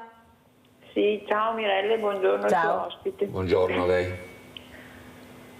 Grazie altrettanto. Allora, mamma mia, quante cose che c'è da migliorare. Comunque per fortuna che abbiamo a Mirella che una grossa mano a cambiare rotta la dà. Allora, per quanto riguarda il volontariato, in effetti mancano molto i giovani, però c'è anche da dire che c'è pochissimo aiuto. Innanzitutto il primo problema, come dici tu, tutti ben divisi e a scompartimenti, per carità. Secondo, in effetti c'è pochissimo aiuto, per esempio anche nell'ambito, parliamo di animali, quando tu trovi un animale ferito eccetera, e se vuoi darti da fare devi pagarti dei conti dei veterinari mostruosi, e qua veramente è incomprensibile come i veterinari mi si mettano a mano il cuore, perché i conti vanno da 500 a 3-4 mila euro, cioè è praticamente impensabile che uno che vive di pensione o di stipendietto si possa permettere questi lussi. Però volevo, mi permetto di ricordarti questa coppia che è veramente un'altra delle storie allucinanti del nostro paese, in questo caso del nostro Veneto, questa coppia di 85 anni, Frison di Mira, che per via che l'Europa ha detto no, avete prodotto troppo latte, le famose quote latte, che non era vero, e gli hanno fatto una multa da 600.000 euro, ed erano così ricchi che per pagarla, siccome è gente non onesta, troppo onesta, perché qua andiamo oltre l'onestà, vuole vendersi casa, campi, 200 mucche, stalla, e andare a vivere in un monolocale al freddo, 85 anni, che poi si viene fuori che questa multa non la dovevano pagare. Ecco, io ti rinnovo l'appello, tu che conosci un sacco di gente, di avvocati, se puoi sentire questo caso, perché grida vendetta da tutte Paola, tutte le mi parti. sono informata, sono già seguiti, stanno vedendo, non è facile perché c'è un iter burocratico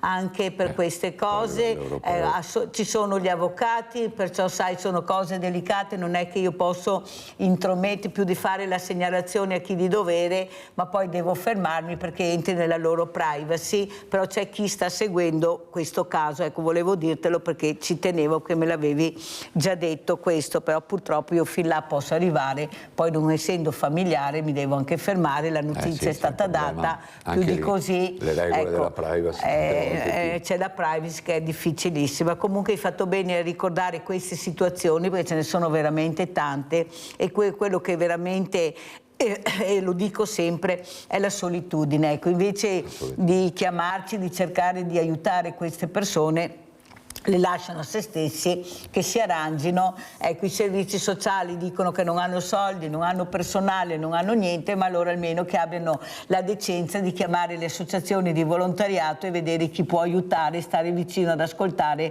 queste persone che hanno perso tutto. Questo va detto perché ancora non ci siamo, non c'è niente da fare. Grazie veramente anche a Paola per aver detto questo. Allora andiamo a vedere anche una cosa molto importante per far capire anche in che mondo si vive, ma soprattutto questo paese, che guardiamo anche il bello. Andiamo a vedere questo restauro del cavallo al Canova, perché abbiamo anche la fortuna di avere anche un'arte molto bella che forse andrebbe fatta e visitata di più. Andiamo a vedere.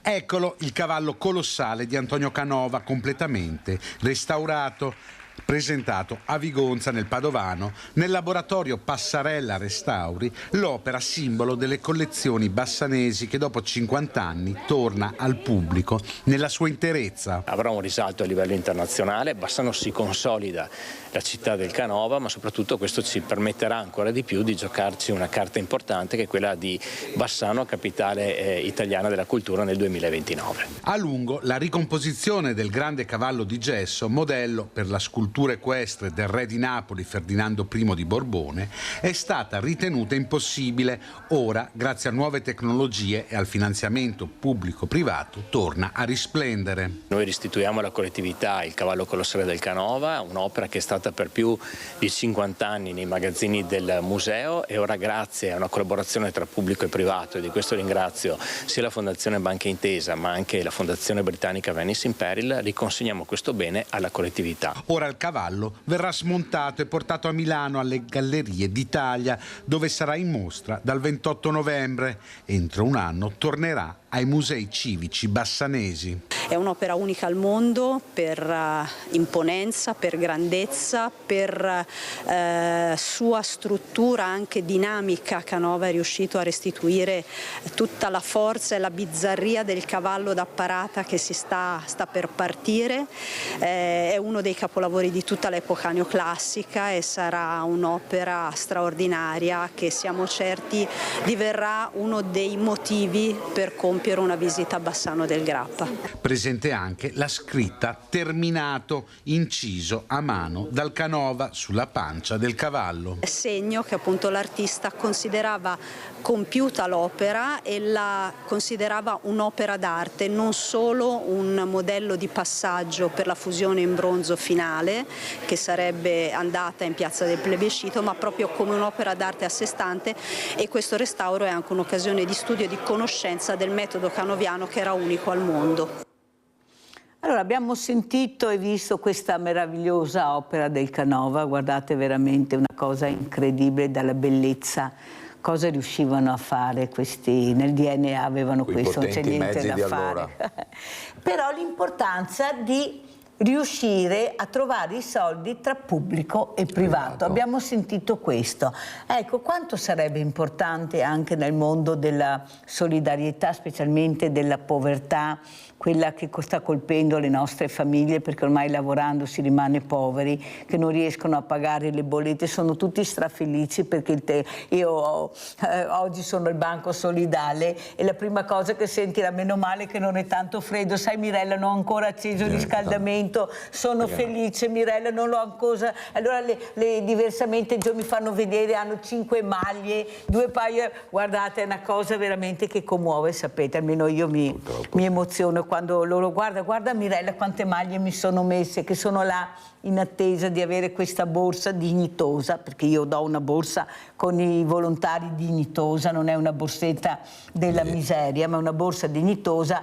Però anche ieri ero là, Sartorel, e guardavo tutto il ben di Dio che ho di vestiti, di giocattoli, perché portano di tutto. Anzi, per cortesia non portate più niente per quanto riguarda l'abbigliamento e tutto, perché sono strapiena, per cortesia non portate niente, solo generi alimentari o igiene per la casa, igiene personale, che è quello di cui ho bisogno, oppure coperte, ecco, queste sono, ma il resto lasciate. Guardavo tutto questo abbigliamento da bambino e poi guardo le immagini terrificanti di queste guerre, di questi bambini, come sono vestiti, e dico, ma com'è possibile che le armi arrivino sempre e quello di cui hanno bisogno non arriva, compresi i vestiti che ormai avete visto che il servizio che vanno al macero non sanno neanche più, anche là c'era un business pazzesco, vestiti dove andavano a finire e su cose invece di arrivare nella maniera giusta, nel posto giusto. Ecco, cos'è questo che non si sa, quello che non si sa? E io guardavo tutte queste cose e dico, ma cioè, non posso dare 50 cappotti, 50 paia di pantaloni, cioè quelli sono poi alla fine, però non butto via niente, cerco di arrivare anche dove capisco che qualcuno non è arrivato. Prego, Sartorel. Si potrebbe rispondere con pochissime parole, Mirella: il dio denaro. Le armi le muove il dio denaro, la guerra la muove il dio denaro, la povertà la crea il dio denaro, purtroppo, anche se sembra un controsenso. Ecco, per cui oggi nel famoso 2000, no, che si vedeva, adesso ormai è superato, ma il dio denaro comanda tutto. Se riesci a recuperare un'opera come quella che abbiamo appena visto, lo fai perché hai dei fondi. Certo, c'è stata l'unione tra pubblico e privato e questa è già una bella cosa. Esatto. Però voglio dire, se si riesce a mettere in onda quella bella il musical eccetera, ci vogliono dei denari. E purtroppo questo mette in difficoltà anche molte associazioni di volontariato, perché se hai il denaro riesci a muoverti, riesci ad organizzare, riesci ad avere quella personalità che ti fa il corso, riesci ad aggiornarti, no? Nelle varie attività, altrimenti, e soprattutto se hai denaro, riesci a aiutare gli ammalati, perché lo fai tramite la ricerca ha un costo. Quindi purtroppo quasi tutta la nostra vita gira attorno al denaro. Allora, visto che abbiamo parlato di denaro, ma anche di buone azioni, vediamo un'altra buona azione che fanno i carabinieri tutti gli anni con questo calendario. Andiamo a vedere. Colori vivaci, monumenti storici e divise in primo piano, uomini e donne dell'Arma ritratti nel pieno del loro servizio. Arte e letteratura si fondono nel calendario storico dell'Arma dei Carabinieri, giunto alla sua 93esima edizione. Il tema scelto per il 2026 è Eroi quotidiani. Si tratta di un prodotto editoriale con un'enorme tiratura, prodotto oltre 1.200.000 copie, che come al solito rappresenta e vuole raccontare il legame profondo che unisce l'Arma dei Carabinieri alla nazione, alle comunità. 19 le tavole realizzate dall'artista Luigi René Valeno, maestro della nuova pop art italiana, accompagnate dai testi di Maurizio De Giovanni, in un viaggio nel cuore dell'istituzione. La prefazione è affidata ad Aldo Cazzullo, la postfazione a Massimo Lugli. Le varie tavole raccontano in maniera unitaria il racconto di giovani carabiniere arruolato che racconta ai propri genitori l'esperienza comprensiva dei motivi del suo arruolamento, delle emozioni che sta provando, e quindi ripercorrono le attività dell'Arma territoriale e dei comparti di specialità sul territorio nazionale. Il racconto prende forma attraverso la lettera di un giovane carabiniere appena arruolato che spiega ai genitori il perché della sua scelta di vita, le difficoltà e le soddisfazioni che ne derivano. Un salvataggio, un gesto di solidarietà, una presenza silenziosa accanto a chi soffre, azioni che ogni giorno riaffermano la missione dell'Arma e il suo legame con la comunità. E anche quest'anno tra le pagine un'attenzione speciale ai più fragili, come nel mese di maggio dedicato alla prevenzione delle truffe agli anziani.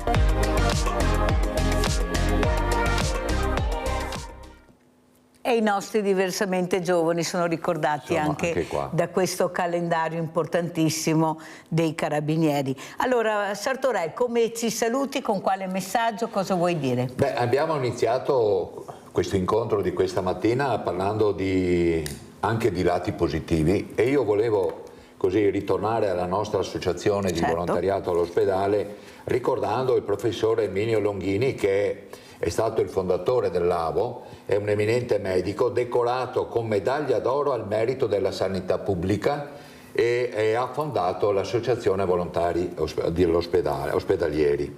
Ecco, oggi in poco più di intorno ai 50 anni di vita conta 240 sedi ed opera in oltre 700 tra ospedali e varie strutture di ricovero. Quindi è diventata un'organizzazione importante, come avete sentito prima dal nostro Presidente, oltre che all'ospedale, perché noi facciamo anche Oderzo, giusto? Siamo anche presenti all'ospedale di Oderzo, come AVO Treviso, e case di riposo. E da alcuni anni, da diversi anni, prestiamo la nostra volontariato anche al reparto di terapie intensive dove io opero. Anche qui non facciamo il discorso di ascolto, eccetera, ma qui facciamo gestione dei familiari, perché sappiamo benissimo che quando uno è in terapia intensiva ha delle problematiche particolari, quindi ha necessità di fare il colloquio con il medico, di una certa igienizzazione prima di entrare in reparto e così via.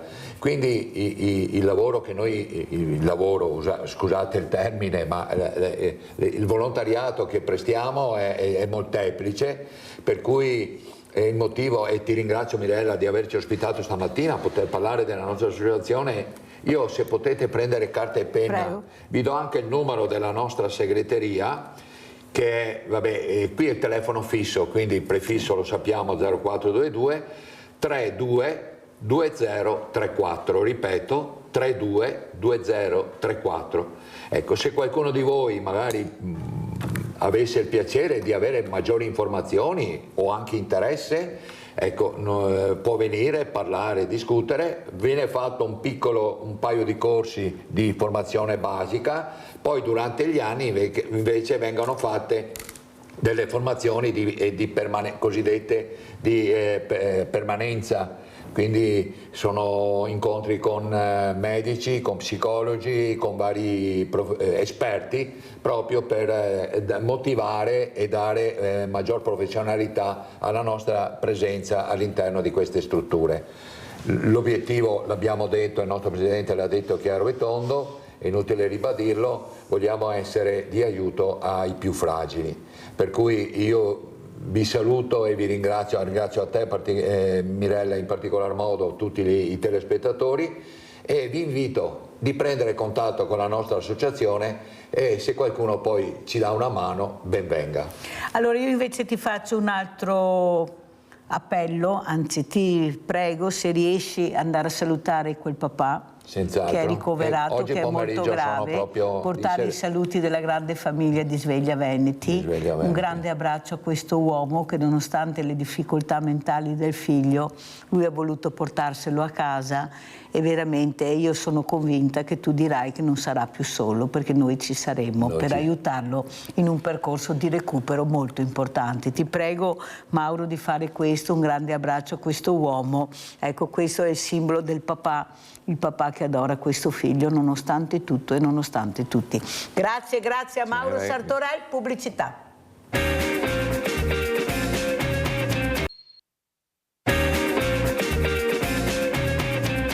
E adesso leggerò una poesia da questo libro di poesie di Florio Delzin, che ho l'onore di avere ospite questa mattina e che ringrazio tantissimo, con un titolo bellissimo, Amore mio, dove sei? E volevo dedicare questa poesia a questo papà, a questo uomo che è ricoverato in gravi condizioni all'ospedale Cafoncello, che è stato accoltellato dal figlio. Ecco, io penso che questo papà meriti il massimo rispetto, il massimo aiuto, il massimo conforto, e io vorrei dedicare a questo uomo questa poesia di Florio Delzin. Solo amore. Ho avuto tutta la vita per amare. Non ho... Aspettate, mi tolgo gli occhiali perché non ci vedo. Ripeto, allora. Ho avuto tutta la vita per amare. Non ne ho abusato. Mi ritrovo con il cuore gonfio d'amore e per quanto lo stia dividendo tra familiari, amici, l'immenso mondo dell'arte, animali e fiori, continuo ad amare, perché non mi sono accorto prima di quanto avrei potuto amare di più.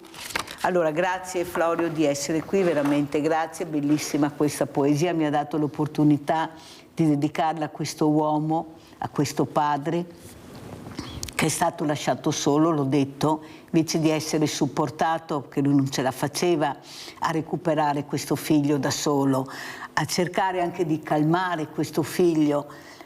Quanto importante è anche la poesia, ecco, questa dolcezza, gentilezza, ma anche questa forza d'animo che tu ritrovi in poche parole a volte. Prego Florio. Allora, io la poesia l'ho scoperta, diciamo, a età avanzata, perché oltre 70 anni, quindi a 71 anni.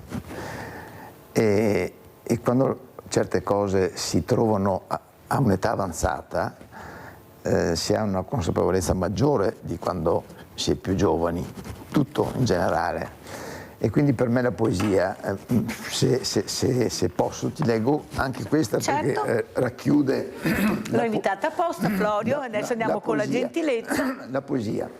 Cos'è questa cosa che mi attrae, mi strega, mi prende intensamente con forza misteriosa?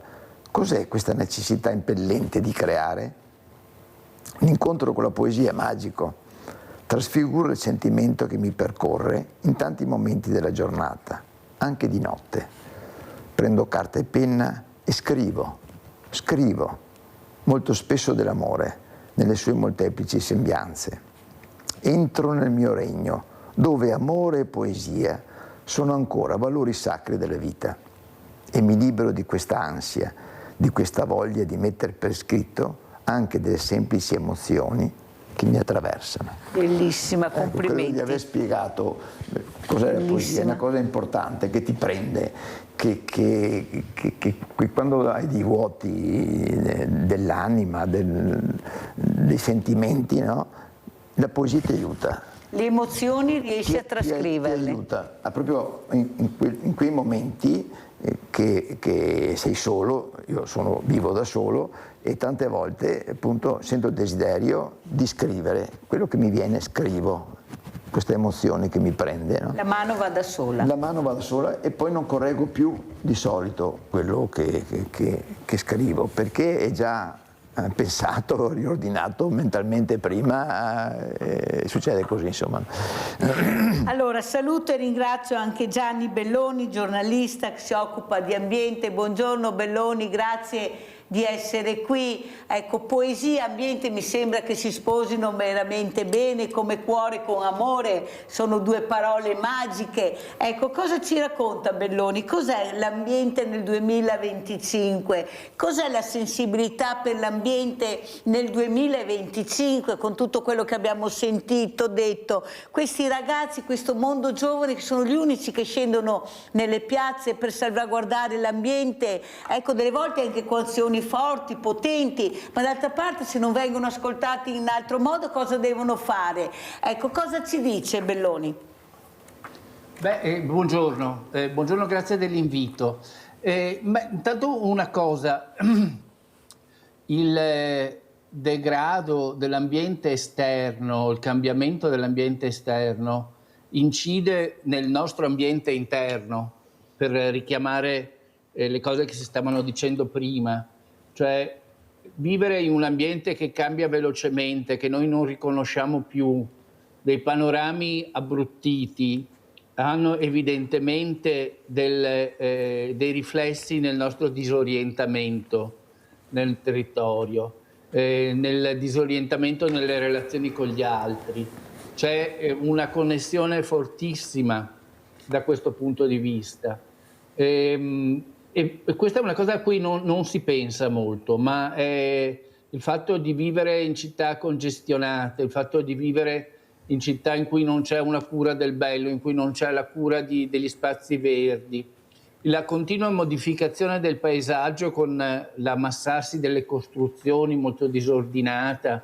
Ecco, è una cosa che incide nella nostra capacità e possibilità di esprimere una certa serenità.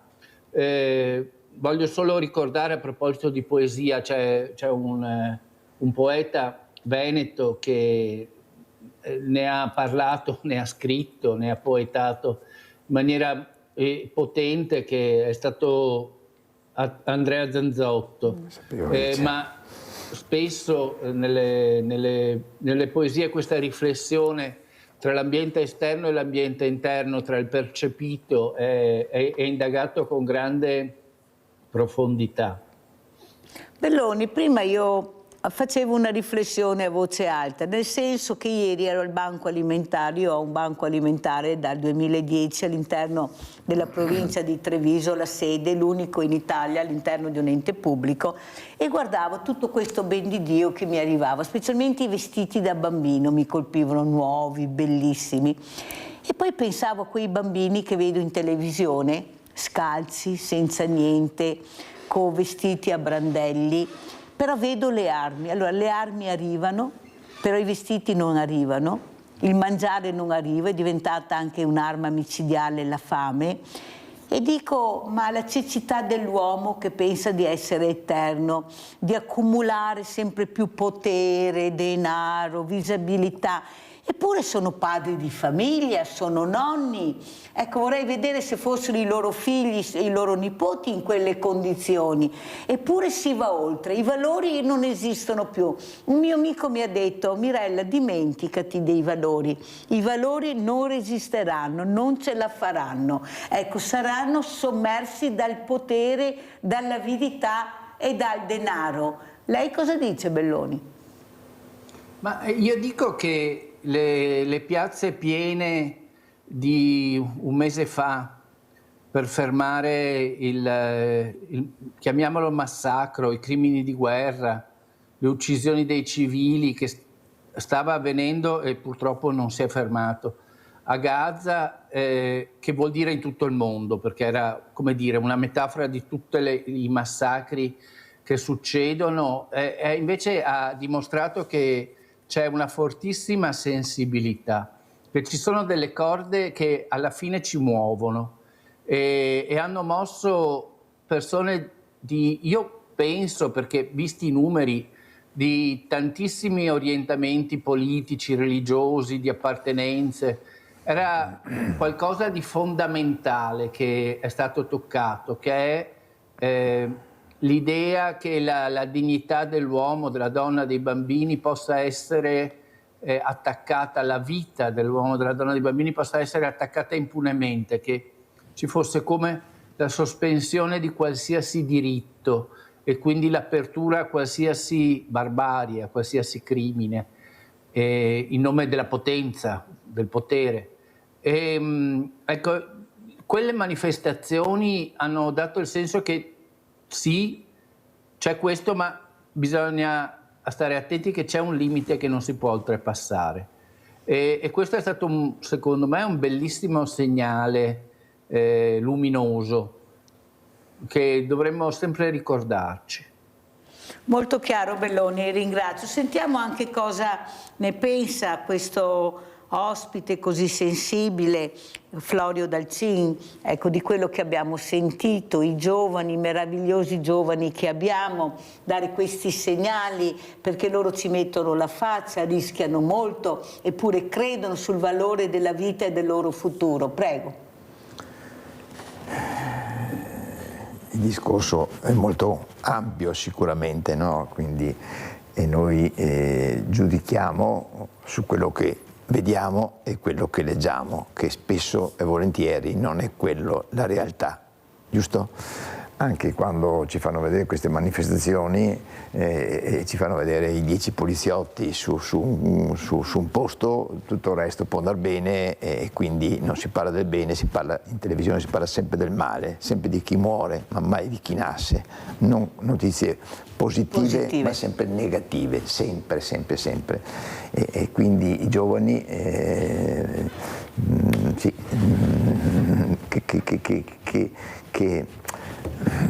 cosa imparano a scuola quando non hanno un rispetto né per i genitori né per gli insegnanti?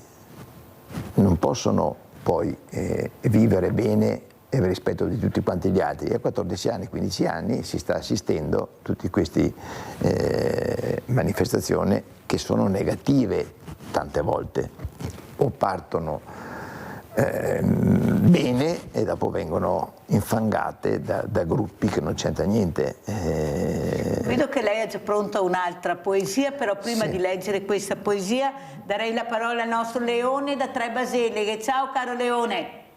Ciao Mirella, grazie e saluto tutti gli ospiti. Allora dicevi bene Mirella, e tu hai tutti questi vestitini belli per i bambini e poi vediamo in televisione bambini che muoiono di fame e di sete perché non hanno acqua. Allora penso che sia uno scandalo che in un pianeta dove c'è più acqua che terra ci sia 1 miliardo di persone che soffre di fame e di sete perché non hanno acqua. Non è accettabile, sono 200 anni che dissaliamo l'acqua dal mare.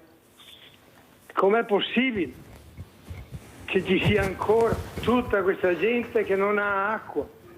però in questo pianeta noi abbiamo 9.616 bombe atomiche, ne bastano 50 per distruggere il pianeta. Quale altro pianeta si vuole distruggere? Quanti altri pianeti si vuole distruggere con tutte queste bombe atomiche? E adesso che in Europa dobbiamo spendere questi 800 miliardi, quante altre bombe atomiche faremo? Ma è mai possibile? Ma è mai possibile? Ma questo pianeta è governato da incapaci e noi stiamo qui a guardare, dobbiamo andare a manifestare. Hanno fatto bene quelli che hanno manifestato, li ringrazio tutti che sono andati a manifestare contro il massacro di Gaza. Eppure qui in televisione abbiamo visto solo i facinorosi che rompivano le vetrine, non abbiamo visto i cortei immensi che c'erano. Lo dicevo io. E ci vogliono nascondere questo. Ci vogliono nascondere che in questo pianeta c'è ancora un po' di umanità. Ciao Mirella, grazie. Grazie a te caro Leone, mi ha fatto piacere sentirti. Florio, allora leggiamo la poesia, poi commentiamo quello che ha detto il nostro Leone. Allora, in tutti i libri che ho fatto, questi, che sono 8, parlo sempre della mia nipotina, che adesso ha 15 anni, e quindi apro questo libro qui, I primi 15 anni di Ginevra, si chiama. Ti osservo, cara Ginevra, stai crescendo. Per me sei e sarai sempre la mia nipotina. Ma il tempo passa, trascorrono i giorni, veloci, volano via. Tutti noi in famiglia ci siamo sempre dedicati a te con tenerezza e amore grande, per accompagnarti nell'importante cammino della tua crescita. È sempre bello pensare a te, esserti vicino, e tu stai crescendo bene, sei il nostro orgoglio. Bellissima anche questa, complimenti anche per questo vezzeggiativo, nipotina. Sì, rimane sempre piccolina la mia nipotina. Ecco, io vorrei far sentire anche questo piccolo video e queste parole di questa mamma, vorrei farlo sentire a Gianni Belloni. Lei mi ha chiesto di divulgarlo il più possibile, di questa mamma di una ragazza paralimpiaca che non trova risposta, che non potranno partecipare a queste gare importanti. Andiamo a sentire, poi vorrei il commento di Gianni Belloni. Mi ha chiesto di divulgarlo il più possibile anche alla stampa nazionale, perché è uno scandalo, una vergogna che succeda questo. Andiamo a sentire e a vedere cosa dice questa mamma, ecco, che non ne può più, con tutti i sacrifici che abbiamo fatto per cercare di far sentire i nostri cari, ecco, nella quotidianità. Andiamo a sentire Federica Verini. Allora, noi siamo in Game, un movimento di opinione che è nato dopo le Paralimpiadi di Parigi, e in considerazione del fatto che, essendo la disabilità più diffusa al mondo, fino a questo momento l'Italia praticamente è riuscita a portare un unico atleta. Quindi lo ricordo, un unico atleta a Parigi e 3 soli atleti a Tokyo, quindi con un decremento dei numeri. E noi siamo nati per offrire pari occasioni a tutte e 3 le categorie di disabilità. Mi riferisco nello specifico anche alla categoria dei ragazzi e degli atleti con la sindrome di Down, e anche alla categoria degli atleti con autismo ad alto funzionamento, attualmente totalmente esclusi dal circuito paralimpico, dalle Paralimpiadi, come ti facevo presente la scorsa volta con grande stupore, perché le persone danno per scontato che loro ci siano. Invece c'è un'assenza totale. E il motivo di questo incontro, anzi ti ringrazio per l'invito, ne approfitto, è che abbiamo avuto notizia da pochi giorni della produzione di un nuovo documento da parte del Comitato Italiano Paralimpico in merito alla partecipazione, per quanto riguarda le disabilità intellettivo-relazionali, al circuito IPC e al circuito Virtus. Lo ricordo che la prima categoria degli intellettivi ha 2 circuiti dove può gareggiare, e in questo momento ci viene appunto detto che per creare un discorso anche più, come dice qui il presidente De Santis, su una strada univoca, di anno in anno gli atleti sceglieranno dove partecipare. E diciamo che non c'è stato alcun confronto sul territorio di questa cosa, noi non abbiamo copia di questo documento né sappiamo esattamente i contenuti, però ipotizziamo che se c'è stata una spinta così veloce a creare due binari completamente separati, sta a significare che esiste un documento internazionale di tale portata, perché altrimenti, Mirella, sarebbe ulteriormente discriminante per gli atleti italiani dover scegliere in esclusiva di anno in anno un circuito piuttosto che l'altro, mentre magari si ritrovano all'esterno, no, nell'internazionale, dove gli atleti non hanno la necessità di scegliere ma hanno la possibilità di partecipare ad entrambi i circuiti, uno, diciamo per così dire, più performante, di altissimo livello, e uno importante per la parte esperienziale. Ecco, quindi è stato un fulmine a ciel sereno, perché di fatto io ho ricevuto tantissime telefonate da famiglie disperate, perché questa scelta, invece di sviluppare il movimento paralimpico degli intellettivo-relazionali all'interno del più grande e della famiglia del movimento paralimpico in generale, di fatto sbarra le porte, chiude le possibilità. Ma soprattutto la cosa grave è che se tu chiudi di fatto alla punta del movimento, cioè quelli che avevano un piede alle Paralimpiadi, quelli che avevano un piede nei gruppi sportivi e che quindi a traino avrebbero potuto aiutare le altre due categorie dei ragazzi con la sindrome di Down e degli altri con autismo ad alto funzionamento, ecco che, come dire, avremmo cercato di costruire un contenitore virtuoso dove anche altri atleti avrebbero potuto accedere in un futuro, speriamo non troppo lontano, alle Paralimpiadi, e forse avrebbero potuto aspirare come i propri compagni, diciamo impropriamente normodotati, al discorso dei gruppi sportivi e quindi un futuro di lavoro nello sport e dopo lo sport. Allora Belloni, abbiamo sentito questa mamma che sta cercando di divulgare una notizia che pochi conoscono, solo gli addetti ai lavori, che mi ha chiesto invece di coinvolgere anche la stampa nazionale. C'è troppo silenzio attorno a questo, eppure è l'ambiente dove vivono questi ragazzi, dove si allenano questi ragazzi, dove cercano di vivere una quotidianità che molte volte è stata loro preclusa per la paura, per vedere il diverso sempre con gli occhi sbagliati. Cosa vuole dire a questa mamma, Belloni?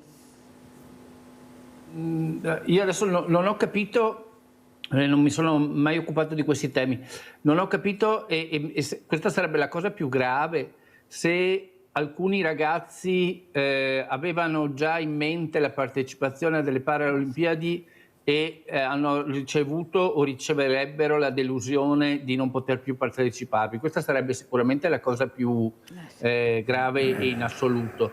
E comunque, insomma, dico da non che se si può trovare dei modi per facilitare le partecipazioni, ovviamente è la cosa migliore. Sono d'accordo con lei, lo sport è il luogo della socializzazione, della condivisione. Io ho in mente un'esperienza meravigliosa che vedo che sta avendo un grande successo e una diffusione, che è il basking, che forse ne avete già parlato, sì. Però sì? Ne avete già parlato? Sì, sì. Ecco, lo ricordo, è veramente una modalità meravigliosa di far giocare insieme appunto normodotati e ragazze con disabilità di vario grado, però di giocare insieme. Hanno trovato questa modalità incredibile, per cui sono delle bellissime partite in cui appunto non c'è una ghettizzazione, non c'è una categoria per i disabili, una categoria, ma c'è questa connubio, e io trovo che questa sia stata veramente un'innovazione fantastica. Questo solo per dire che lo sport è un luogo di socializzazione, di integrazione, di conoscenza fondamentale. Qui non pensiamo alle Olimpiadi in questo caso o alle Paralimpiadi, ma occorre pensare sempre di più allo sport di base, allo sport che viene praticato quotidianamente, con meno stress, come dire, di risultato, ma come passione comunque e impegno comunque. Anche E lì perché, ho Belloni, l'impressione ricordiamo che la questi scuola atleti proprio- hanno portato a casa più medaglie dei normodotati. Hanno portato a casa 19 medaglie, io ne ho dato una in più, io ho dato 20. Ecco perché, per far capire che forse dovremmo attenzionarli di più, supportarli di più, e invece hanno le medaglie pagate in maniera diversa. Devo sostenere dei costi pazzeschi, e poi se arriva anche questa notizia capiamo bene che c'è qualcosa che non funziona. Il business regna sovrano, lo sponsor va sempre di più verso quell'atleta che ha una visibilità enorme, normodotato quasi sempre, loro faticano tantissimo a trovare sponsor. Ecco, cos'è la sensibilità, Florio, invece, anche per queste creature che dimostrano che loro hanno speranza, hanno voglia di vivere, di partecipare alla quotidianità che tutti noi fortunati possiamo decidere di fare ogni volta che apriamo gli occhi? Posso dire che i disabili una volta erano emarginati, non si vedevano. Parlo 60-70 anni fa, specialmente nei paesi dove sono nato, disabili non esistevano, non esistevano. In questi anni si sono fatti passi da gigante, perché si vedono, si sono fatte tante strutture, no? Certo che non bastano, perché assistere un disabile, no, oltre alla famiglia che è gravata, ci vuole tanto tempo, è un investimento enorme di denaro, perché ha bisogno di tanto. C'è da fare tanto ancora, speriamo che venga fatto. Ma se queste sono le risposte, allora io le dico un'altra. Io ho avuto una scrittrice, sta scrivendo un libro, l'ultimo libro, dove lei ha un lavoro, ci mancherebbe anche che non avessi lavoro, però non riesce a fare carriera. L'hanno lasciata all'angolo e lei dice: io so le mie potenzialità, è una persona diversamente agile, e lei si sente discriminata perché non la lasciano andare avanti, ma soprattutto io ho i sindacati qui, tra il dire e il fare, quello che è scritto nella Costituzione, nella legge, poi queste persone non vengono assunte, i numeri non tornano, perché si ha paura, abbiamo, come lei dice, una volta la paura di far vedere, ma c'è ancora questa paura. Sì. Se io devo portare un ragazzo diversamente agile a divertirsi, a intervistarlo, devo avere la liberatoria. Allora io ho detto a questi genitori: ma perché fate a quello normodotato, allora quello non ha problemi, voi proibite a questo ragazzo di venire perché avete paura di essere strumentalizzati? No, siete voi che state strumentalizzando, perché magari lui avrebbe piacere anche di partecipare, di uscire, di vedere persone nuove. Belloni, se ancora così tanta paura, si passi avanti, sì, ma non bastano. Siamo nel 2025, vediamo come siamo presi, abbiamo sentito questa mamma, tanto sacrificio, tanto lavoro, tanto impegno, e poi qualcuno ti dice alt. Prego, Belloni.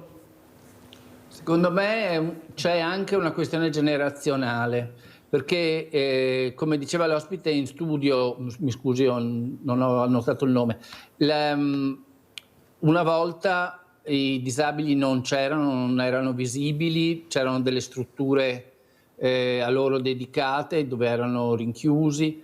Adesso, ad esempio, rispetto alla mia generazione, ma anche a qualche generazione successiva, insomma, il fatto che partecipino con difficoltà, ma partecipino alla scuola con i loro coetanei, come dire, dà la possibilità anche ai coetanei normodotati di vivere l'esperienza della relazione. E questa è una cosa fondamentale. Dopodiché esiste questo problema pazzesco e importantissimo del supporto alle famiglie delle persone non autosufficienti, dei disabili gravi, quindi insomma, che è un altro mondo rispetto al mondo di disabilità che cercano giustamente, e sarebbe importantissimo che trovassero sempre più integrazione e sempre più accettazione. Dopodiché c'è il mondo appunto delle disabilità gravi e delle famiglie che convivono con situazioni molto pesanti e gli aiuti, i sostegni sono molto flebili e sicuramente insufficienti. Ma non c'è che forse c'è anche un inquinamento mentale, culturale che non riusciamo a superare? Perché se i sindacati tutti mi dicono che non ci sono queste assunzioni, nonostante che abbiano i diplomi, che abbiano tutte le facoltà per riuscire a trovare e avere il lavoro, proprio non ci siamo. Vuol dire che qualcuno li vede con occhi diversi, Belloni, perché siamo inquinati mentalmente. Io sono convinta, guardate, lo dico con uno strazio nel cuore, voi sapete, li ho invitati anche l'altro giorno, erano qua vicino a me, loro con le loro mamme. Ecco, forse continuiamo a vederli con questi occhi di una volta che diceva Florio. Ecco, a parole magari non abbiamo il coraggio di dirlo, ma dentro di noi li vediamo ancora con quegli occhi là. Ecco, perché se questi sono i dati che io ho in mano, se queste sono le interviste che io faccio con questi genitori che stanno creando il dopo di noi, loro, perché non ci sono le strutture, non ci sono i professionisti che possono aiutare, non ci sono soldi per aiutare le famiglie, mi sembra che saranno stati fatti anche dei passi avanti, però se questi sono i genitori che io intervisto, che sono completamente soli, questa mamma che dice forse riesco più a capire io mia figlia senza lauree, non avendo fatto corsi, niente, che l'educatore che mi ritrovo a confrontarmi, capite bene che io devo raccontare queste cose. Florio? Posso aggiungere solo una cosa, che mi risulta che quando un disabile viene assunto in qualche azienda rende di più di una persona normale, perché è più attento, non lo so, sa che è un privilegiato essere stato assunto rispetto alla massa che non viene assunto. E quindi, sì, lo dico per certo perché lo so, no? Che il rendimento che loro danno all'azienda è molto superiore a un altro che ha tutti i svaghi possibili e immaginabili in testa, invece il disabile lavora e là per lavorare. Florio, un'altra poesia perché siamo in chiusura. Allora, mio padre è mancato improvvisamente 62 anni fa. Però un'altra poesiola dopo, fammi leggere due, dai, perché veloce perché sono in chiusura. Allora, il ricordo del mio papà Elio. Con mio padre ho vissuto molto intensamente gran parte degli anni prima della sua improvvisa scomparsa. Durante le vacanze o il fine settimana, sempre insieme a cercare oggetti di antiquariato per il suo negozio o per le sue collezioni, a caccia di allodole o di lepri, o prezzando poi in semplici trattorie o ristoranti stellati, conoscendo attori e cantanti famosi, ascoltando con tenerezza le sue tante storie vissute. Quanto mi manchi, papà. Bellissimo. Adesso, per ricordare, certo, tienimi per mano, tieni strette le mie mani, sai che mi piace stare così.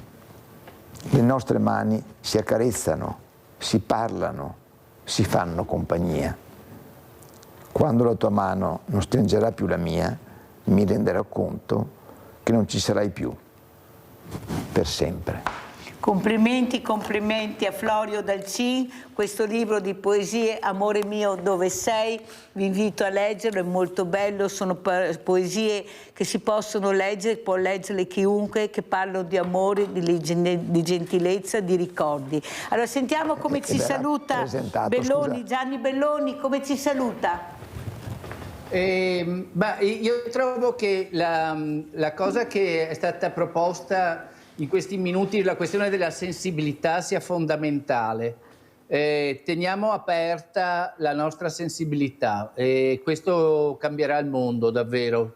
Non rinchiudiamoci. Bellissimo, bellissimo, grazie Belloni, divulghi anche lei come può questo aiuto, questo grido di dolore di questa mamma che vuole vedere chiarezza.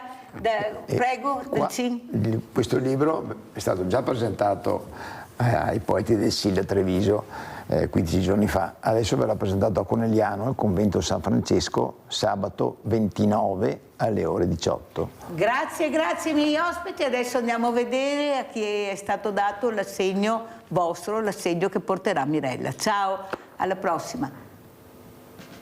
Alle donne colpite da questa malattia cosa vuoi dire? Che messaggio vuoi lanciare, Elisabetta?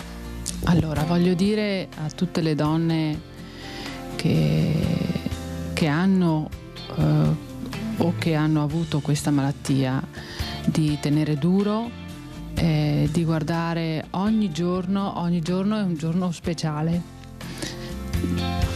perché apri gli occhi, vedi il sole, vedi la pioggia e quindi un giorno nuovo e devi andare avanti sempre, non devi mai abbatterti, mai, anche se il tuo corpo a volte ha difficoltà. Andare sempre avanti, questo è il mio motto. Magari ti arrabbi, non vorresti più avere nessuno di fianco a te, cioè veramente è durissima, però io dico sempre andate avanti, forza, e non c'è nessuno assieme a voi, anche se avete tante cose, ma siete solo voi. Andare avanti, lo fai per te. Allora torniamo a Carlo. Carlo ha preso l'ago, mi sembra, per far vedere cosa succede. Guardate, questo è l'ago, è un ciodo davvero, porca miseria, ste gara su. La Madonna. E guarda, andare lì e sapere che devono infilarmi questi due aghi, uno sotto e uno sopra del braccio, è tremendo, è tremendo. Però sai che poi ti fa bene, perciò... Sì, però c'è un'altra cosa da dire, che fare dialisi significa vedere tanta sofferenza. Significa vedere tanta sofferenza, perché io dico sempre a Elisabetta, tu guarda le persone che vengono in dialisi, pochissime arrivano con le proprie gambe, tantissime persone arrivano in barella, in carrozzina, accompagnati, perché il fisico un po' alla volta ti lascia. E quindi io veramente sono, torno a ripetere, ho dovuto avere un po' di aiuto, perché avevo deciso di non curarmi più, avevo deciso di morire, perché perché è difficile vivere così. C'era prospettiva di un trapianto, Carlo? No, perché ho il cuore che non me lo permette. Dico, ma queste donne che ci sono vicine, quanta pazienza portano, quanta sofferenza vivono. E lui mi ha detto, ma noi non abbiamo fatto niente per arrivare a questo. E quindi, credetemi, vorrei fare un monumento a questa persona, perché Elisabetta è speciale. Vieni vicino a tuo marito, Elisabetta, vieni vicino. Vieni vicino. Dai un bel bacio a sto uomo che ti vuole un bene dell'anima, perché questa è proprio una coppia che si vuole bene. Io l'ho sentito quando lui mi ha chiamato, ha detto mia moglie, la mia Elisabetta. Però Carlo, arriva la Mirelluccia con la grande famiglia di Rete Veneta, dei Veneti Schiacciati. Voi ve lo posso assicurare, io vi seguirò, perciò non avrete problemi né di chiamarmi di qualsiasi genere. Voi chiamate che io arrivo, non dubitate di questo. E per questo io adesso intanto ti do l'assegno, Elisabetta, della grande famiglia dei Veneti Schiacciati. In più questa mattina, quando tu hai chiamato, un signore che si chiama, poi te lo dirò perché lo vuole, però mi ha dato questa busta anche per voi, ecco. Grazie. Perciò vedi che il mondo della solidarietà, se uno ha coraggio di farsi vedere, arriva, perché non è da vergognarsi a chiedere aiuto. Cosa vuoi dire, Elisabetta? Io voglio ringraziare innanzitutto tutte le persone che ci stanno vicino. E forse no, e basta così, voglio solo ringraziare. Grazie.